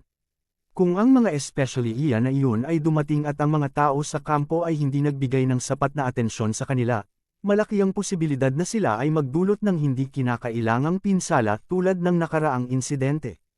Kasabay nito, naunawaan din ni Alvin na imposibleng labanan ang mga especially iyan na iyon mula sa Fiery Wind Nation ng mag-isa. Pagkatapos ng lahat, siya ay isang baguhan pa lamang, at ang mga especially iyan na iyon mula sa Fiery Wind Nation na ipinadala dito ay lahat ay bihasa. Ito ay makikita sa nakaraang dalawang insidente. Kaya naman, naunawaan ni Alvin na hindi niya kayang labanan ang mga especially iyan ng mag-isa. Kung gusto niyang iligtas ang kanyang buhay, maaari lamang siyang manatili sa kampo at umasa sa lakas ng kampo. Kahit na ang relasyon sa pagitan ng Fiery Wind Nation at ng Fire Nation ay palaging masama, walang opisyal na digmaan pagkatapos ng lahat. Kahit na ang magkabilang panig ay madalas na may maliliit na salungatan, sila ay medyo napigilan. Sa makatuwid, kahit na ang mga especially iyan na iyon mula sa Fiery Wind Nation ay gustong mahanap ang hiyas, maaari lamang silang magpadala ng isang maliit na grupo ng mga piling tropa upang makalusot tulad ng nakaraang 2 beses. Imposibleng magpadala ng napakaraming tao. Kung hindi, ito ay madaling malantad. Kaya naman, hanggat pinalakas ng kampo na ito ang seguridad at nanatili siya sa kampo, nadama ni Alvin na ligtas pa rin siya. Siyempre, umaasa rin siya na mahigpit ang seguridad ng kampo na ito hanggat maaari. Sa ganoong paraan, magiging ligtas siya. Nanatili saglit si Bernard kay Alvin at saka umalis. Kung tutuusin, hindi naman siya mahilig maglaba. Kahit na si Alvin ay malubhang nasugatan at siya ay nagmamalasakit sa kanya, hindi siya mag-aalala tungkol sa mga personal na pakinabang at pagkalugi tulad ng mga ordinaryong tao. At least, nabuhayan siya ng loob na hindi nanganganib ang buhay ni Alvin. Tungkol naman sa mga pinsala, sinong mahusay na sundalo ang hindi nasugatan?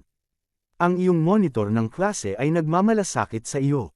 Siya ba ang sundalo ng espesyal na puwersa na binanggit mo sa sulat? Pagkaalis ni Bernard, sabi ni Bill kay Alvin. Dati, kapag nag-uusap sina Bernard at Alvin, hindi napuputol si Bill bagkus ay tahimik siyang nakikinig sa gilid. Hanggang sa umalis si Bernard ay hindi niya kinausap si Alvin. Well, ang monitor ng klase ay talagang nagmamalasakit sa akin, sabi ni Alvin. Bagamat kadalasan ay hindi gaanong nagmamalasakit si Bernard sa kanya, ramdam ni Alvin ang pag-aalala at pag-asa na nakatago sa likod ng pagiging mahigpit at katahimikan. Naunawaan niya na ang kanyang monitor sa klase ay tila naglagay ng ilan sa kanyang hindi natutupad na mga kahilingan sa kanya. Sa simula, maaari siyang maging pinakamahusay na sundalo ng espesyal na puwersa sa Champion Troop. Gayunpaman, dahil sa misyon na iyon, hindi siya nakapagpatuloy dahil sa malaking dagok sa kanya. At ngayon, tila inilagay niya ang hiling na ito sa kanyang sarili. Siya ay napakahigpit at seryoso sa kanyang pagsasanay, umaasa na mapangalagaan ang kanyang sarili sa espesyal na puwersang sundalo na gusto niyang maging sundalo. Pero, kaya ko ba talaga? Napaisip si Alvin na may kaunting katiyakan. Hindi ito ang unang pagkakataon na nagkaroon ng ganoong pag-iisip si Alvin. Palagi niyang nararamdaman na isa lang siyang ordinaryong tao. Masyadong malayo sa kanya ang mga espesyal na puwersang sundalo at bayani. Pumunta siya sa hukbo para lang magpalipas ng oras. Sa kalaunan ay aalis siya dito at mabubuhay muli sa dati niyang buhay. Hindi akalain ni Alvin na marami siyang magiging development dito. Pakiramdam niya ay wala siyang kakayahang gawin iyon. Kaugnay nito, magkaiba sina Alvin at Bill. Noon pa man ay pakiramdam ni Bill na kaya niyang gumawa ng pangalan para sa kanyang sarili sa hukbo. Siyempre, siya ay nagsusumikap patungo sa direksyon na ito. Naramdaman naman ni Alvin na isa lang siyang ordinaryong sundalo at hindi gaanong kaunlaran sa hukbo. Kaya naman, kahit naramdaman ni Arvin na pinahahalagahan siya noon ni Bernard, hindi niya ito sineryoso. Kahit na binibigyan niya ng karagdagang pagsasanay ang kanyang sarili, hindi niya akalain na magkakaroon siya ng malaking hinaharap. Lagi niyang iniisip na gusto lang niyang maging qualified soldier, yun lang. Gayunpaman, ang insidente sa Firewind Country sa pagkakataong ito ay nagbigay kay Alvin ng matinding suntok at nagpabago sa kanya. Nakakabaliw at hindi kakayanin ang pakiramdam ng makitang namamatay ang mga kasama sa harapan niya habang wala siyang magawa. Matapos itong maranasan ng isang beses, siguradong ayaw ni Alvin na maranasan ito sa pangalawang pagkakataon. Bukod dito, laging nararamdaman ni Alvin na siya ang dahilan ng pagkamatay ng kanyang mga kasama. Anuman ang mangyari, dapat niyang ipaghiganti ang mga ito. Kahit na ang mga especially iya mula sa Firewind Country na nakalusot ay patay na, gusto pa rin niyang pumuslit sa Firewind Country sa hinaharap at mag-amok doon. Noon lamang niya napayapa ang mga kaluluwa ng kanyang mga kasama sa langit. Kabanata 2207. Alam ni Arvin na kung gusto niyang ipaghiganti ang mga kasama, imposible sa lakas niya ngayon. Siya ay bahagyang mas malakas kaysa sa isang ordinaryong tao. Ni hindi niya kayang talunin ang mga especially iya mula sa Fiery Wind Nation na nakalusot, lalo pa ang paglusot sa Fiery Wind Nation. Walang paraan para makabalik siyang buhay. Kaya naman, sa unang pagkakataon, nagkaroon ng ideya si Arvin na maging mas malakas. Bukod pa rito, alam niya na ang space-time key ay tila may kaugnayan sa kanya. Bagamat hindi pa rin niya alam kung ano iyon, dahil akala ng mga especially iya mula sa Fiery Wind Nation, tiyak na hindi sila madaling susuko. Si Arvin mismo ay hindi isang taong handang maghintay sa kamatayan. Alam niya na imposibleng makipagtalo sa mga especially iya mula sa Fiery Wind Nation. Kahit na sabihin niya na hindi niya alam kung nasaan ang hiyas, o kung ano ang hitsura nito, hindi siya maniniwala ng mga especially iya na iyon. Iisipin lang nila na ayaw niyang sabihin ito. Sa makatuwid, kung gusto niyang manatiling buhay, kailangan niyang dagdagan ang kanyang lakas upang maprotektahan niya ang kanyang sarili. Bagamat walang magiging problema hanggat nananatili siya sa kampong ito, sino ang nakakaalam kung anong mga aksidente ang maaaring mangyari? Ang mga plano ay hindi kailanman makakasabay sa mga pagbabago. Ayaw niyang ilagay ang buhay niya sa kamay ng iba. Gusto kong maging mas malakas. Sa kauna-unahang pagkakataon, nagkaroon si Arvin ng matinding pagnanais na maging mas malakas. Tiningnan ni Bill ang matalik niyang kaibigan sa tabi niya at naramdaman niyang may kakaiba sa kanya. Gayunpaman, hindi niya ito sinabi ng malakas. Natural na hindi nagbago ang itsura ni Arvin. Ang nagbago ay ang kanyang aura, na naging dahilan para hindi pamilyar si Bill.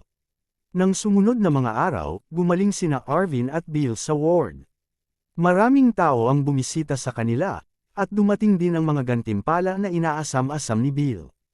Parehong itinaas ng 2 ranggo ang kanilang hanay ng militar, at maraming papuri sa salita. Ang mga bagay na ito ay nagpangiti kay Bill mula sa tainga, at tila mas mabilis na gumaling ang kanyang mga sugat. Si Bill ay lubos na nasisiyahan na makapag-iwan ng impresyon sa isipan ng mas matataas na opisyal. Ito ang talagang pinahahalagahan niya. Ang ganitong uri ng hindi nakikitang lakas ay maaaring makatulong sa kanya na magpatuloy. Si Elvan ay hindi masyadong nag-aalala tungkol dito. Bagamat hindi na niya gustong gugulin ang kanyang mga araw sa kampo ng militar tulad ng dati, ang pinaka-iniisip niya ngayon ay kung paano dagdagan ang kanyang lakas at mas lumakas upang maipaghiganti niya ang kanyang mga kasama. Tungkol naman sa mga promo at reward, wala siyang pakialam sa mga iyon. Isa pa, alam ni Arvin na hinahabol siya ng mga iyon. Nararapat lamang na hulihin at patayin niya ang mga ito dahil nasangkot ito sa ilang tao. Nakaramdam na siya ng sama ng loob tungkol dito, kaya bakit niya aalalahanan ang mga gantimpala? Halos lahat ng mga opisyal ng militar na bumisita kina Arvin at Bill ay nagtatanong kay Arvin tungkol sa nangyari noong gabing iyon. Kahit na alam na nila ang dahilan kung bakit pumunta rito ang mga especially iya mula sa Fiery Wind Nation sa pamamagitan ng ibang channel, gusto pa rin nilang kumpirmahin ito mula kay Arvin. No choice si Elvin kundi ulitin ang sinabi niya kay Bernard. Mabuti na lang at patay na ang mga nakakaalam na siya ang target, at siya lang ang nakakaalam ng bagay na ito. Upang mabawasan ang kahirapan ng misyon, ang mga mula sa Fiery Wind Nation ay tiyak na hindi magkukusa na ibunyag ang kanyang pagkakakilanlan.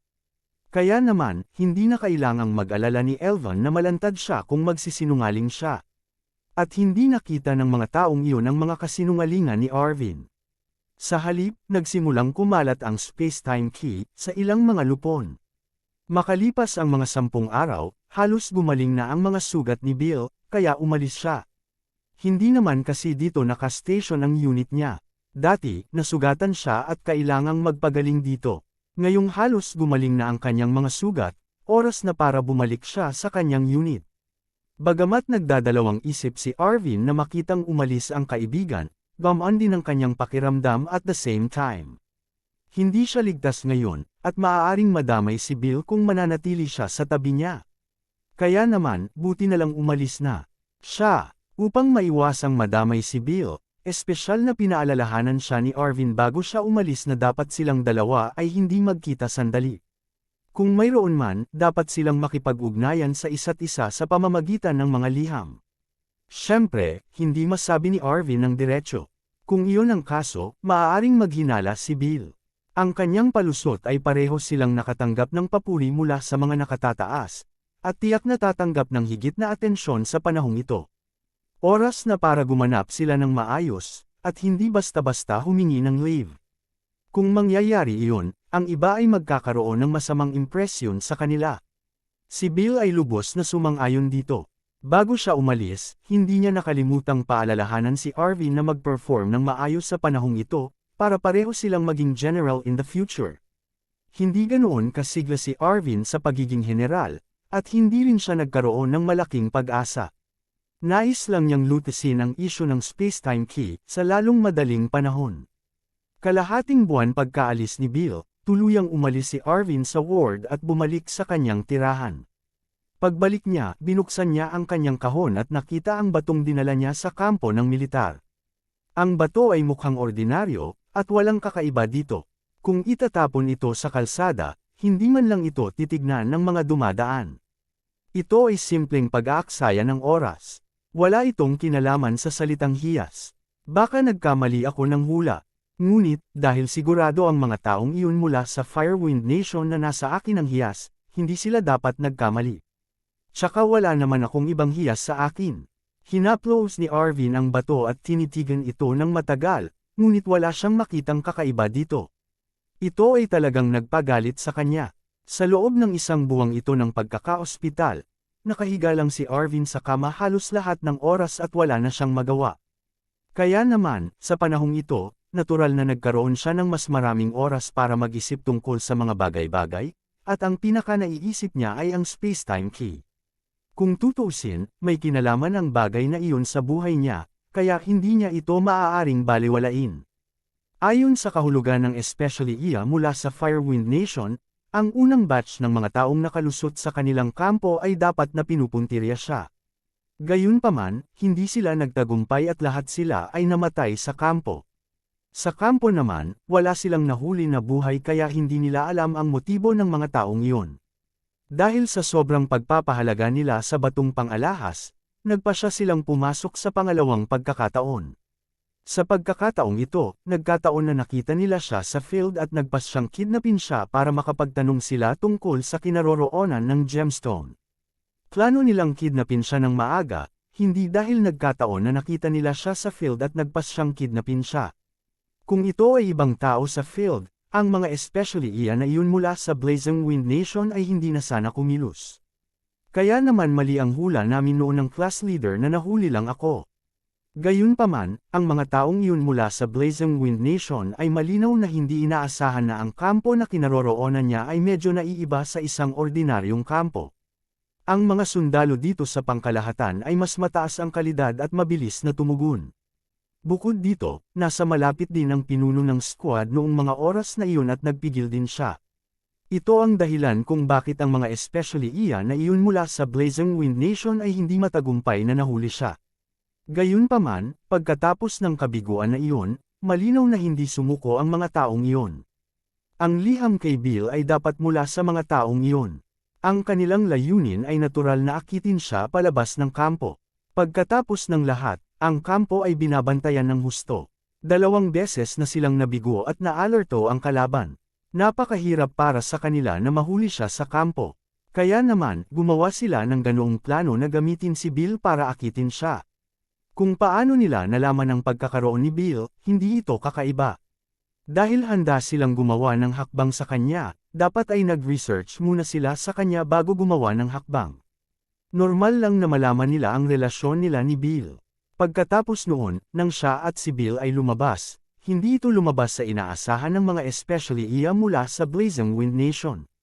Kung tutuusin, nang pumunta si Bill sa kanya, imposibleng hindi niya ito sinamahan. Lahat ito ay bahagi ng kanilang plano. Pagkatapos nito, kapag umalis siya sa kampo, makakahanap sila ng pagkakataon na kumilos sa kanya.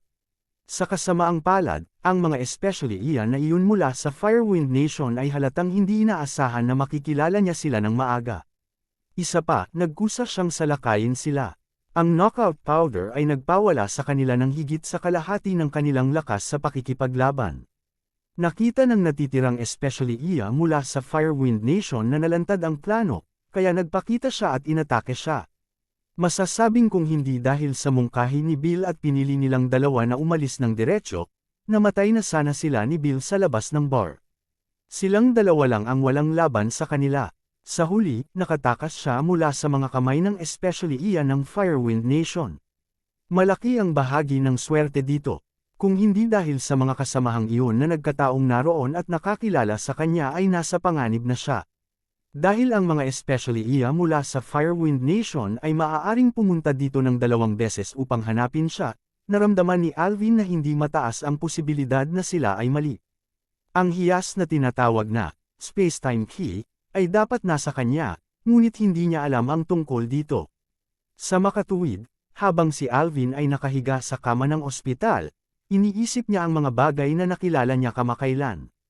Ano ang posibleng maging space-time key? Pagkaraan ng mahabang panahon na pag-isipan ito, naramdaman niyang ang batong ito ang pinakamalamang. Gayunpaman, ang batong ito ay mukhang ordinaryo. Napag-aralan niya ito ng higit sa 1 beses, ngunit wala siyang nahanap. Hindi niya alam kung ito ba ang hiyas ng space-time key. Kabanata 2208. Ang bagay ba na ito ang space-time key, o hindi? Ano nga ba ang space-time key? Napatingin si Alvin sa ordinaryong bato sa kamay niya at nagtaka. Bagamat alam ni Alvin na ang mga especially iya mula sa Firewind Nation ay naghahanap ng isang hiyas na tinatawag na space-time key, hindi niya alam kung ano ang hitsura ng hiyas, kung ano ang gamit nito. Malinaw na ito ay isang napaka-confidential na bagay. Maging ang mga matataas na opisyal ng Fengli Nation ay tila hindi alam ang tungkol dito. Gayunpaman, ang mga taong iyon ay napakasensitibo. Dahil ang mga especially iya mula sa Firewind Nation ay 2 beses na nakapasok upang hanapin ang hiyas, halata na ang hiyas ay talagang hindi isang ordinaryong bagay. Matapos kumpirmahin ang balita mula kay Alvin, tiyak na iimbestigahan nila itong mabuti pagbalik nila.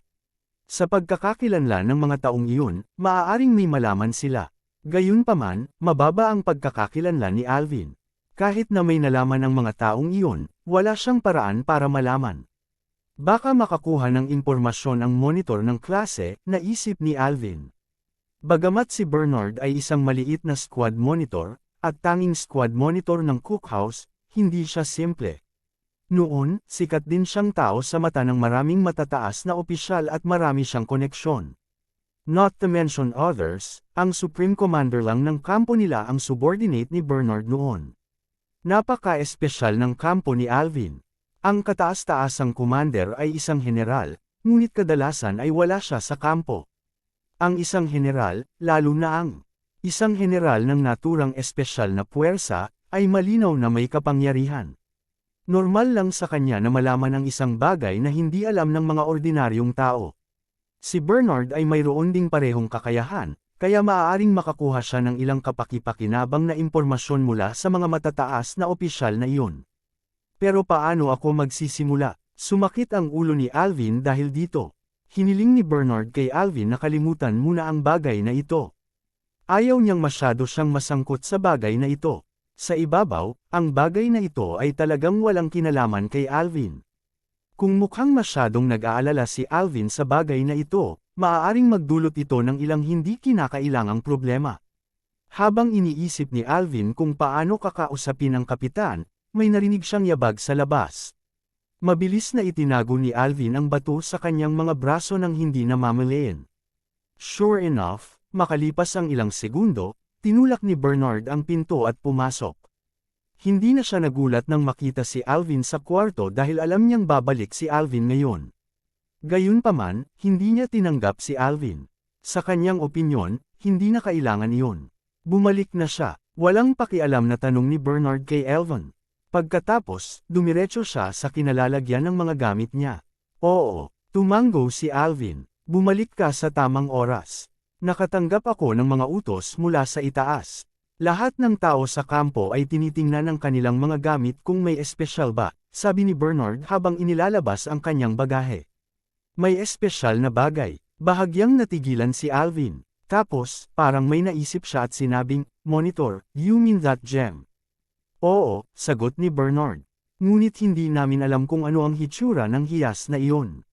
Nang makita ni Alvin na ang topic ay tungkol sa space-time key, agad siyang natuwa.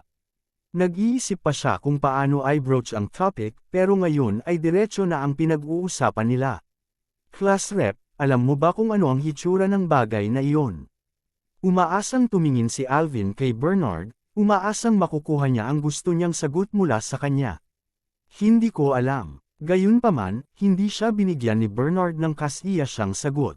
Nadismaya si Alvin at malungkot na sinabi, "Paano natin ito hahanapin kung hindi natin alam kung ano ang hitsura ng bagay na iyon? Dahil inutusan ito ng mga nakatataas, kailangan nating hanapin ito." "So, makikita lang natin kung may kakaiba," Bernard said. "Dahil ang mga tao mula sa Fiery Wind Nation ay 2 beses na dumating sa aming kampo at sinabi na ito ay para sa space-time key, ito ay dapat sa aming kampo. Kaya lang, hindi pa namin nahanap." Malinaw, si Bernard at ang mga nakatataas ay may parehong pagsusuri kay Alvin. Naisip nilang lahat na dahil ang mga tao mula sa Fiery Wind Nation ay maaaring pumunta dito ng 2 beses na magkakasunod, dapat nilang tiyakin na ang space-time key ay nasa kampong ito. Hindi sila gagawa ng parehong pagkakamali ng 2 beses. Sa makatuwid, naisip din ni Bernard at ng iba pa na ang bagay ay nasa kampo na ito. Sa katunayan, bago nakalabas ng ospital si Alvin, ang lahat ng mga sundalo sa kampo ay tinanong sa iba't ibang paraan upang malaman kung sino ang may space-time key. Sa kasamaang palad, walang umamin na mayroon sila nito. Matapos mabaygo ang pagtatanong, nagkaroon ng malaking paghahanap ngayon. Marahil, wala talagang tao ang bagay na iyon, ngunit ang space-time key ay aksidenteng dinala ng isang tao. Sa makatuwid, kinailangan ng lahat na maghanap ng kanilang mga bagahe ngayon. Subaybayan, ano ang space-time key? Paano nito magagawang 2 beses na pumunta rito ang mga tao mula sa Fiery Wind Nation? Bakit sila nawala ng labi sa bawat oras? Patuloy na tanong ni Alvin. Ang 2 operasyon ng Firewind Country ay natapos sa kabiguan. Bagamat 100 tao lamang ang nawawala sa kanila sa bawat pagkakataon, ang mga taong ito ay mga elite ng hukbo. Mawala man ang isa sa kanila, malaking kawalan nito para sa hukbo. Sa makatuwid, hindi pagmamalabos na sabihin na ang Fiery Wind Nation ay natalo ng malaki sa 2 operasyong ito. Isang bagay na talagang pinapahalagahan nila ay tiyak na hindi isang bagay na simple. Natural na mas nag-aalala si Alvin sa space-time key dahil kasali siya dito. Panipi. Ngayon, hindi natin matiyak kung ano ang gamit ng gemstone. Hindi nagduda si Bernard sa iniisip ni Alvin. Sa katunayan, pagkatapos malaman na ang mga especially iya mula sa Fiery Wind Nation ay 2 beses na pumunta dito para sa gemstone, lahat ng tao sa kampo ay labis na na-curious tungkol sa gemstone. Hindi naman katakataka na curious si Alvin dito. Gayunpaman, pagkatapos magbayad ng isang presyo, ang aming mga especially iya sa Fiery Wind Nation ay nakatanggap din ng ilang marginal na balita. Ibig sabihin, ang buong senior management ng Fiery Wind Nation ay tila pinahahalagahan ang space-time key. Gusto nilang mahanap ang gemstone sa lahat ng mga gastos, sabi ni Bernard. Pagkatapos, idinagdag niya, mukhang napakahalaga ng gemstone na iyon. Iyon ay tiyak. Kung ito ay hindi mahalaga, ang senior management ng Fiery Wind Nation ay hindi ito masyadong pahalagahan, at hindi patuloy na magpadala ng mga tao dito. Gayunpaman, ang balitang ito ay hindi palaging magandang balita para kay Alvin. Kung mas mahalaga ang space-time key, mas pinahahalagahan ito ng mga tao ng Fiery Wind Nation, at mas hindi pabor ito para sa kanya. Sa kasong ito, ang mga tao ng Fiery Wind Nation ay hindi madaling sumuko. Tiyak na patuloy silang magpapadala ng mga tao dito tulad ng sinabi ng mga especially iya mula sa Fiery Wind Nation. Maliban na lamang kung siya ay mapagbantay sa lahat ng oras, siya ay malalagay sa alanganin kapag may nangyaring aksidente. Bukod dito, ang higit na ikinabahala ni Alvin ay ang tila nagsimulang pahalagahan ng Fen Nation ang bagay na ito. Matapos malaman na ang batong pang-alahas ay napakahalaga, maaaring pinagnanasaan nila ang batong pang-alahas. Kung tutuusin, kung pinahahalagahan ito ng senior management ng Fiery Wind Nation, tiyak na hindi ito isang ordinaryong bagay. Ang senior management ng Fen Nation ay natural na gustong magkaroon nito.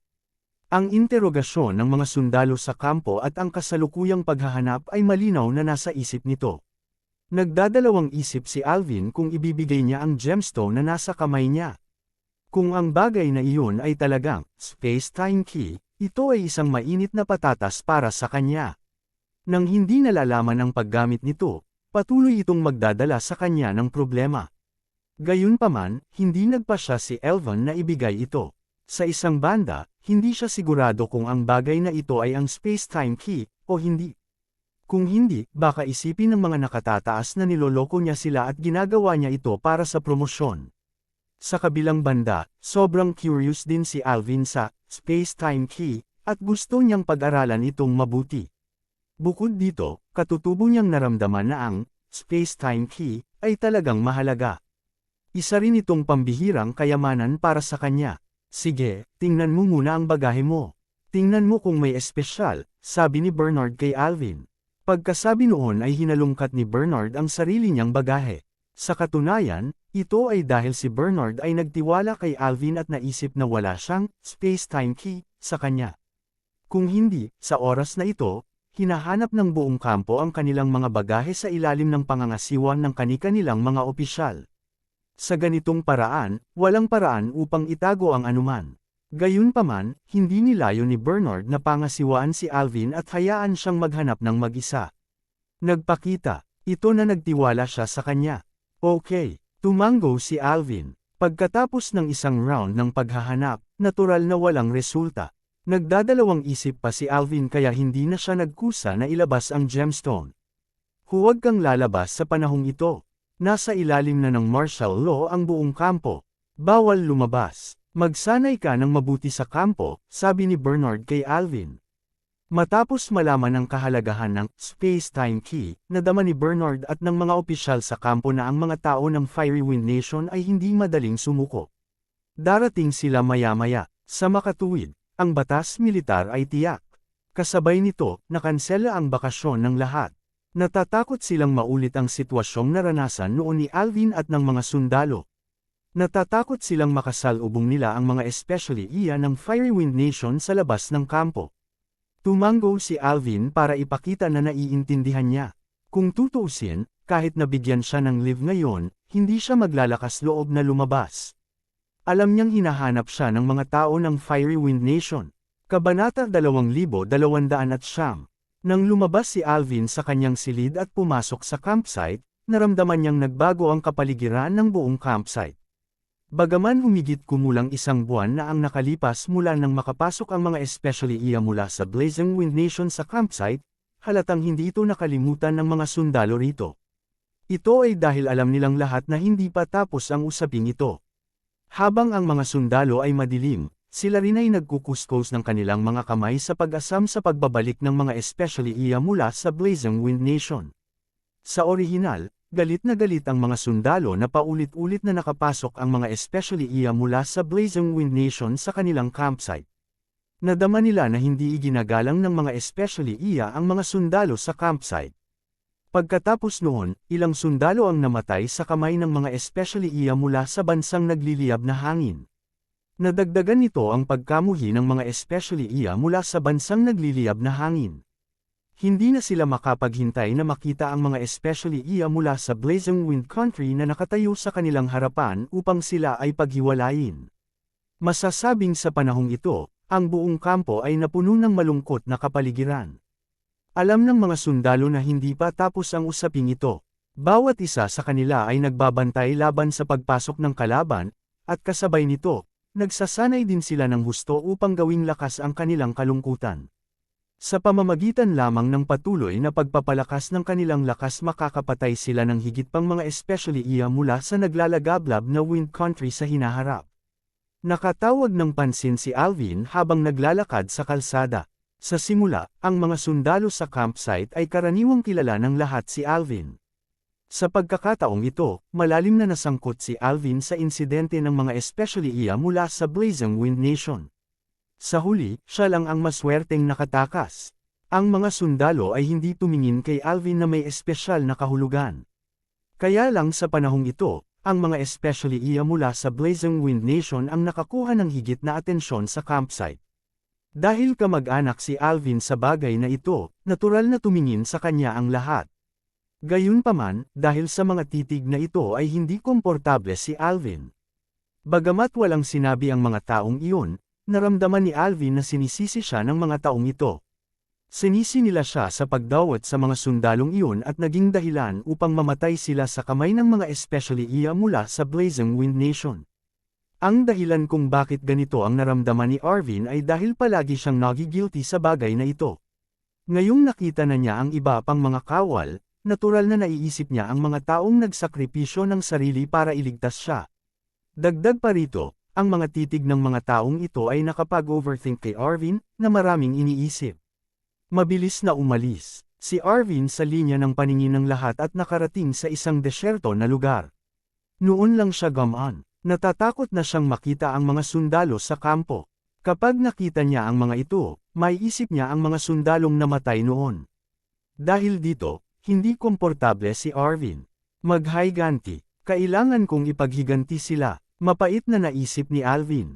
Ito ay hindi lamang isang paraan para sa mga sundalong iyon na mamatay ng isang karapat-dapat na kamatayan, ngunit isang paraan din para sa kanya upang maalis ang pagkakasala sa kanyang puso. Hanggat nakapatay siya ng sapat na mga especially iya ng Firewind Nation, mapapawi ni Alvin ang guilt sa kanyang puso. Sa lakas niya ngayon, siguradong imposibleng makaganti siya. Kaya naman, hindi na nagpahuli si Elvin at agad na sinimulan ang kanyang pagsasanay.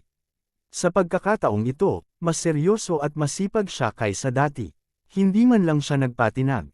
Kahit walang sumusubaybay sa kanya, hindi siya nagpapahinga. Ito ang taong mataas ang tingin mo. Sa isang sulok kung saan hindi nakikita ni Alvin, ang pinakamataas na commander ng kampo ay tumayo kasama si Bernard at tumingin sa kanya mula sa malayo. Nagkwentuhan din sila tungkol sa kanya. Mukhang mabait siya, pero medyo mahina, patuloy ng commander. Sa panahong ito, buong alerto ang buong kampo. Kasabay nito, hinahanap din nila ang space-time key. Sa makatuwid, ang kataas-taasang commander, na hindi madalas pumupunta sa kampo, ay nanatili rito upang manguna. Ang commander na ito ay sundalo pa rin sa ilalim ni Bernard. Kahit na matapos ang maraming taon, naging general siya habang si Bernard ay pinuno pa ng squad. Nirerespeto pa rin niya si Bernard. Mula kay Bernard, matagal na niyang alam ang pagkakaroon ni Alvin. Alam din niyang tila mataas ang tingin sa kanya ni Bernard at gusto siyang alagaan bilang kahalili at alagad niya. Kaya naman sobrang curious siya kay Alvin. Gayunpaman, naging abala siya noon at hindi nakakapunta ng madalas. Ngayon, gusto niyang samantalahin ang pagkakataong ito para makita si Alvin. Gayunpaman, matapos makita si Alvin, medyo nadismaya siya. Ito ay dahil si Alvin ay mas mahina kaysa sa naisip niya. Hindi man lang may kumpara si Alvin sa mga bagong recruit sa kampo, lalo pa sila noon. Nagtataka ito sa kanya kung nagkamali ba ang kanyang matandang pinuno ng squad sa pagkakataong ito. Sa tingin mo nagkamali ako? Napatingin si Bernard kay Alvin na nagsasanay sa malayo at nakangiting sabi. Nakita niya ang pagbabago ni Alvin at tuwang-tuwa siya rito. Hindi inaasahan ni Bernard na ang pangyayaring ito ay magpapasigla kay Alvin na magkaroon ng ganoong pagbabago. Kung ganoon, hindi naman masama para kay Alvin ang pangyayaring ito. Sa kabaligtaran, makakatulong ito sa kanya na lumago. Tuwang-tuwa si Bernard dito. Hindi inaasahan ni Bernard na ang pangyayaring ito ay magpapasigla kay Alvin na magkaroon ng ganoong pagbabago. Don't deny it. Iyon ang ibig sabihin ng mga mata mo, sabi ni Bernard, sabi ni Bernard. Sa harap ng mga dati niyang subordinate at kaibigan sa loob ng maraming taon, halatang hindi gaanong seryoso si Bernard. Gayunpaman, ang talagang nagkamali ay ikaw, hindi ako. Older squad leader, napakataas ng tingin mo sa kanya. Ano ang espesyal sa kanya? Mas malakas ba siya sa atin noon? Sa aking palagay, mas mahina pa siya kaysa sa mga bagong recruit sa kampo, sabi ng general. Dapat malaman ng isa na noon, ang klase ni Bernard ay binubuo ng mga elite sa mga elite. Bawat isa sa kanila ay isang pag-iral na maaaring mamuno. Kung hindi, magiging imposible para sa kanila na makumplito ang isang mahirap na gawain. Bagamat binayaran din nila ang isang presyo, dapat malaman ng isa na sa oras na iyon, walang sino man ang nag-iisip na magagawa nila ang gawain. Bukod dito, hindi lamang ang kanilang klase ang nagsagawa ng gawain. Sa huli, ang kanilang klase lamang ang nakakumpleto ng gawain na nagpakita kung gaano sila kalakas. Pero kahit ganoon, hindi sila nakakuha ng ganoong affirmation mula sa matandang monitor ng klase noon. Ito rin ang hindi maintindihan ng general. Noon, puro elite ang klase nila, pero mababa pa rin ang tingin sa kanila ni Bernard. Siyempre, mayroon ding ganoong lakas at kwalifikasyon si Bernard. Ngunit ngayon, tumingin si Bernard kay Alvin sa isang bagong liwanag at mataas ang tingin sa kanya. Dahil dito, medyo nataranta ang general. At the same time, medyo hindi rin siya kumbinsido. Hindi kaya siya at ang iba pa ay kasing galing nitong bagong recruit. You don't have to be unconvinced. He is indeed not as strong as all of you back then. Kahit kumpara sa mga bagong recruit sa camp, hindi pa rin siya may kukumpara. Bilang mabuting kaibigan sa loob ng maraming taon, hindi maitago sa mga mata ni Bernard ang kahulugan sa mga mata ng general. Alam niya kung ano ang iniisip ng kanyang mabuting kaibigan sa isang sulyap. Gayunpaman, malaki ang potensyal niya at mataas ang talento, patuloy ni Bernard. Pagkatapos, tumingin siya kay Alvin sa malayo ng may kasiyahan at idinagdag, higher than any of us. Mas mataas sa iyo, pinuno ng pangkat. Medyo nagulat at kinilabutan pa ang general. Dapat malaman ng isang tao na ang talento ni Bernard ay napakataas na ito ay kilala sa buong hukbo. Kahit na ang mga nakatataas ay narinig na ang kanyang pangalan noong siya ay sundalo pa. Ipinakita nito kung gaano kataas ang kanyang talento. Pero ngayon, talagang sinabi ni Bernard na mas talented talaga ang recruit sa malayo kaysa sa kanya. Ito ay masyadong nakakagulat. Hindi lang siya mas talented kaysa sa kanila, kundi mas talented pa siya kaysa sa dati niyang pinuno ng squad. Ito ay mahirap tanggapin. Gayunpaman, alam din ng general na hindi magsisinungaling ang kanyang matandang pinuno ng squad, lalo na sa ganitong bagay. Hindi siya magsisinungaling. Kung sinabi niyang mas mataas ang talent ni Alvin kaysa sa kanya, mas mataas talaga ito sa kanya. Ito ang ikinagulat ng general. Napakahalimaw ba talaga ng lalaking iyon? Oo, sumang-ayon si Bernard at sinabing, kung hindi, sa tingin mo ba ay mag-aaksaya ako ng lakas para magturo ng bagong recruit? Tumango ang general bilang pag-unawa. Bagamat si Bernard ay isang squad leader lamang sa cookhouse, hindi naman masama ang kanyang lakas. Noon, gusto na niyang magretiro dahil nagigilty siya at hindi niya mapapatawad ang sarili. Hindi dahil naapektuhan ang kanyang lakas. Kaya naman, naisipan ng mga nakakaalam sa lakas ni Bernard, kasama na ang general at ilan sa mga nakatataas, na palabasin si Bernard. Kahit na wala siyang direktang ginawa, mainam na magsagawa ng mga misyon at magturo sa ilang mga sundalo. Sa huli, lahat ng mga mungkahing ito ay tinanggihan ni Bernard. Hindi niya piniling umalis sa bundok, at hindi rin niya pinili na maging isang instructor. Sa halip, higit sa 10 taon na siyang sundalo ng cookhouse. Sa nakalipas na 10 taon, ang mga sundalo sa kampo na ito ay paulit-ulit na nagbago. Hindi mabilang na mga tao ang dumating at umalis, ngunit wala ni isa sa kanila ang nakakuha ng mata ni Bernard. Ngayon, nagkusa si Bernard na hilingin na sanayin si Alvin. Hindi pa ito nangyari noon. Isa pa, hindi pa magkakilala noon sina Alvin at Bernard. Malinaw, hindi ito dahil sa mga personal na dahilan. Sa kasong ito, talagang nagustuhan ni Bernard ang talento ni Alvin. Itong batang ito ay gusto lang magpalipas ng oras. Pagdating ng panahon, magre-retiro na siya at lalabas para maging ordinaryong tao. Ang pinakamalaking pangarap niya ay magkaroon ng sariling spaceship. Sabi ni Bernard sa kanyang sarili, iyon ay isang pag-aaksaya lamang ng regalo ng Diyos. Nakakalungkot na ang gayong mahusay na talento ay hindi nagiging isang sundalo, ang hari ng mga sundalo. Kung hindi ko nakita ito, ayos lang. Ngunit dahil nakita ko ito, natural na hindi ko ito maaaring balewalain. Gayunpaman, ang batang ito ay tila madaling kausapin, ngunit sa sandaling ito ay nabago na ang kanyang isip. Ang Flamewind Country ay nagdusa sa kanya ng ilang mga paghihirap, ngunit binago din siya ng malaki, kung saan, ang pangyayaring ito ay hindi isang masamang bagay para sa kanya. Kabanata 2210. Tuwang-tuwa si Bernard sa pagbabago ni Alvin. Bagamat ang pangyayaring ito ay naging sanhi ng pagkakasugat ni Alvin at pagkahimlay sa loob ng 1 buwan, at naging sanhi pa ng sakripisyo ng ilang mga sundalo, tuwiran din itong nagdulot ng pagbabago sa kaisipan ni Alvin. Hindi na niya gustong magpakatanga at aktibong nagsikap na mapabuti ang kanyang sarili. Ito ang pinakamagandang aliw para sa kanyang talento at sa mga sundalong namatay. Tiningnan din ng Supreme Commander si Alvin na may interes sa kanyang mga mata at sinabing, "Naniniwala ako sa iyong pananaw, matandang pinuno ng squad. Ako ngayon ay napaka-curious na makita kung hanggang saan kaya ang batang ito. Anyway, mas lalayo pa siya sa atin," sabi ni Bernard. Sa kanyang mga mata, kahit naging general ang katabi niya, hindi siya maituturing na napakalayo na. Kung minsan, ang pagpunta pa o hindi ay may kaunting kinalaman sa posisyon ng isang tao. Minsan, naiinggit talaga ako sa mga batang ito.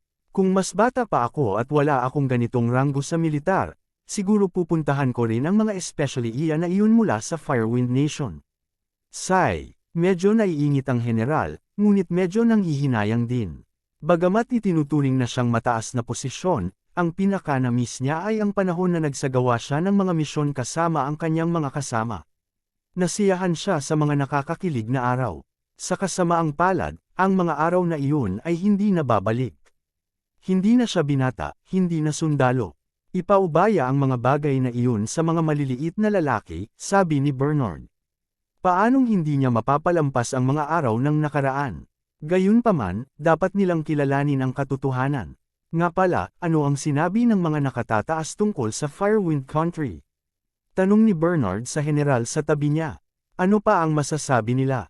Nagtatalo sila sa Firewind Country. Ang sabi ng general, kung ako ang tatanungin mo, hindi na kailangang mag-aksaya ng oras sa pakikipag-usap sa kanila. Direkta mo lang silang labanan. Ang mga taong ito mula sa Firewind Country ay lalong naging mayabang. Sa pagkakataong ito, sila ay mas mapangahas. Naglakas loob silang pumasok sa aking kampo. Hintayin at tingnan kung paano ko sila haharapin sa larangan ng digmaan. Sa tingin mo ba ay napakadali at madali ang digmaan? Tiningnan ni Bernard ng masama ang matandang nasasakupan at sinabing, maraming bagay ang dapat timbangin ng mga nasa taas. Tiyak na hindi sila kikilos ng basta-basta. Higit pa rito, maglakas loob ka bang sabihin na kapag nagsimula na ang digmaan, tiyak na mananalo tayo?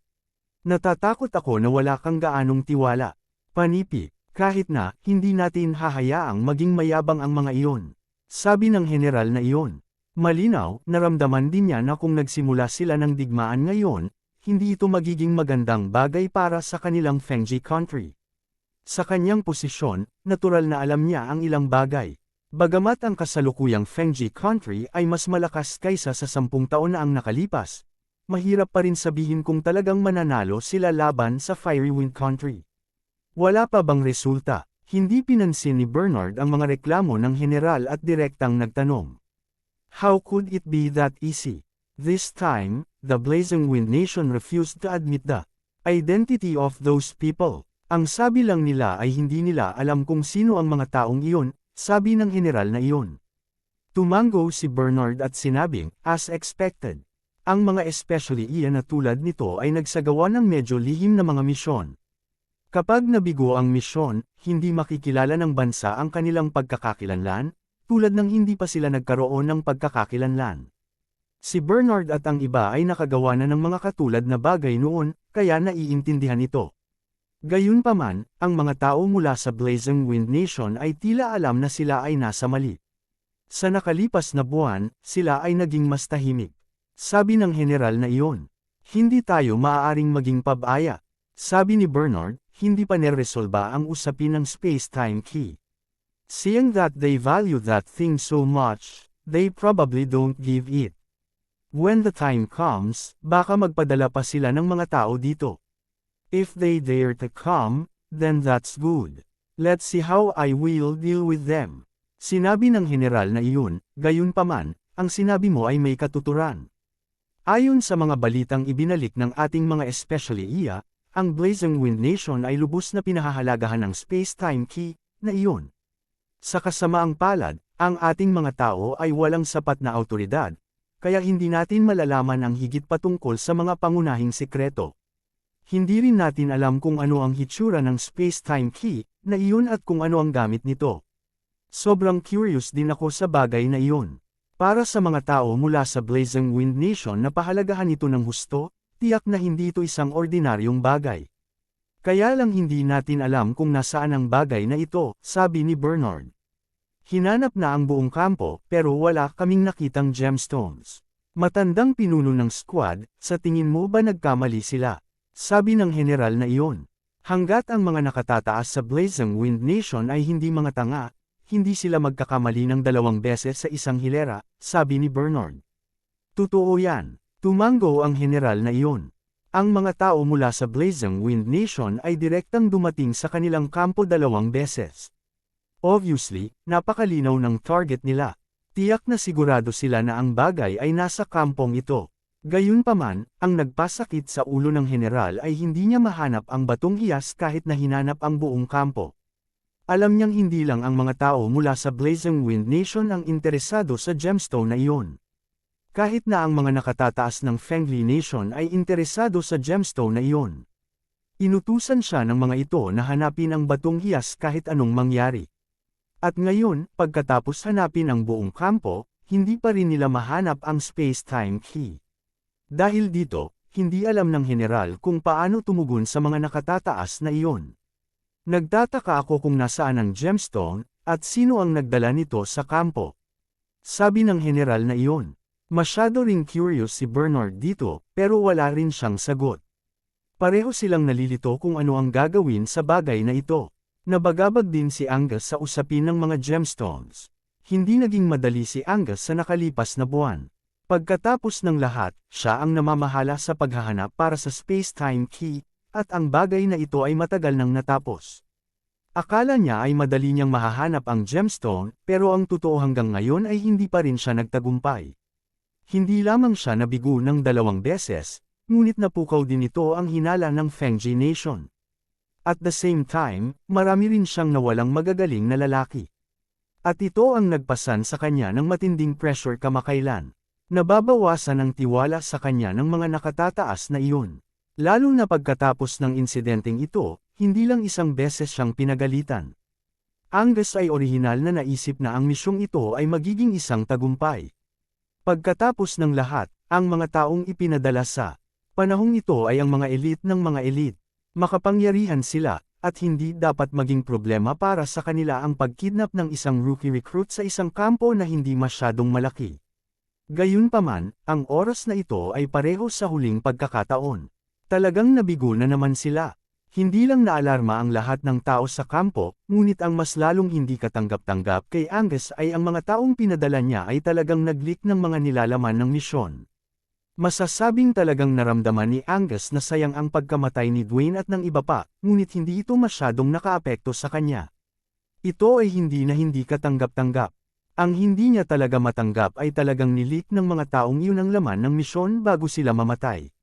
Sa ganitong paraan, alam din ng mga tao ng Fengji Nation ang nilalaman ng kanilang misyon.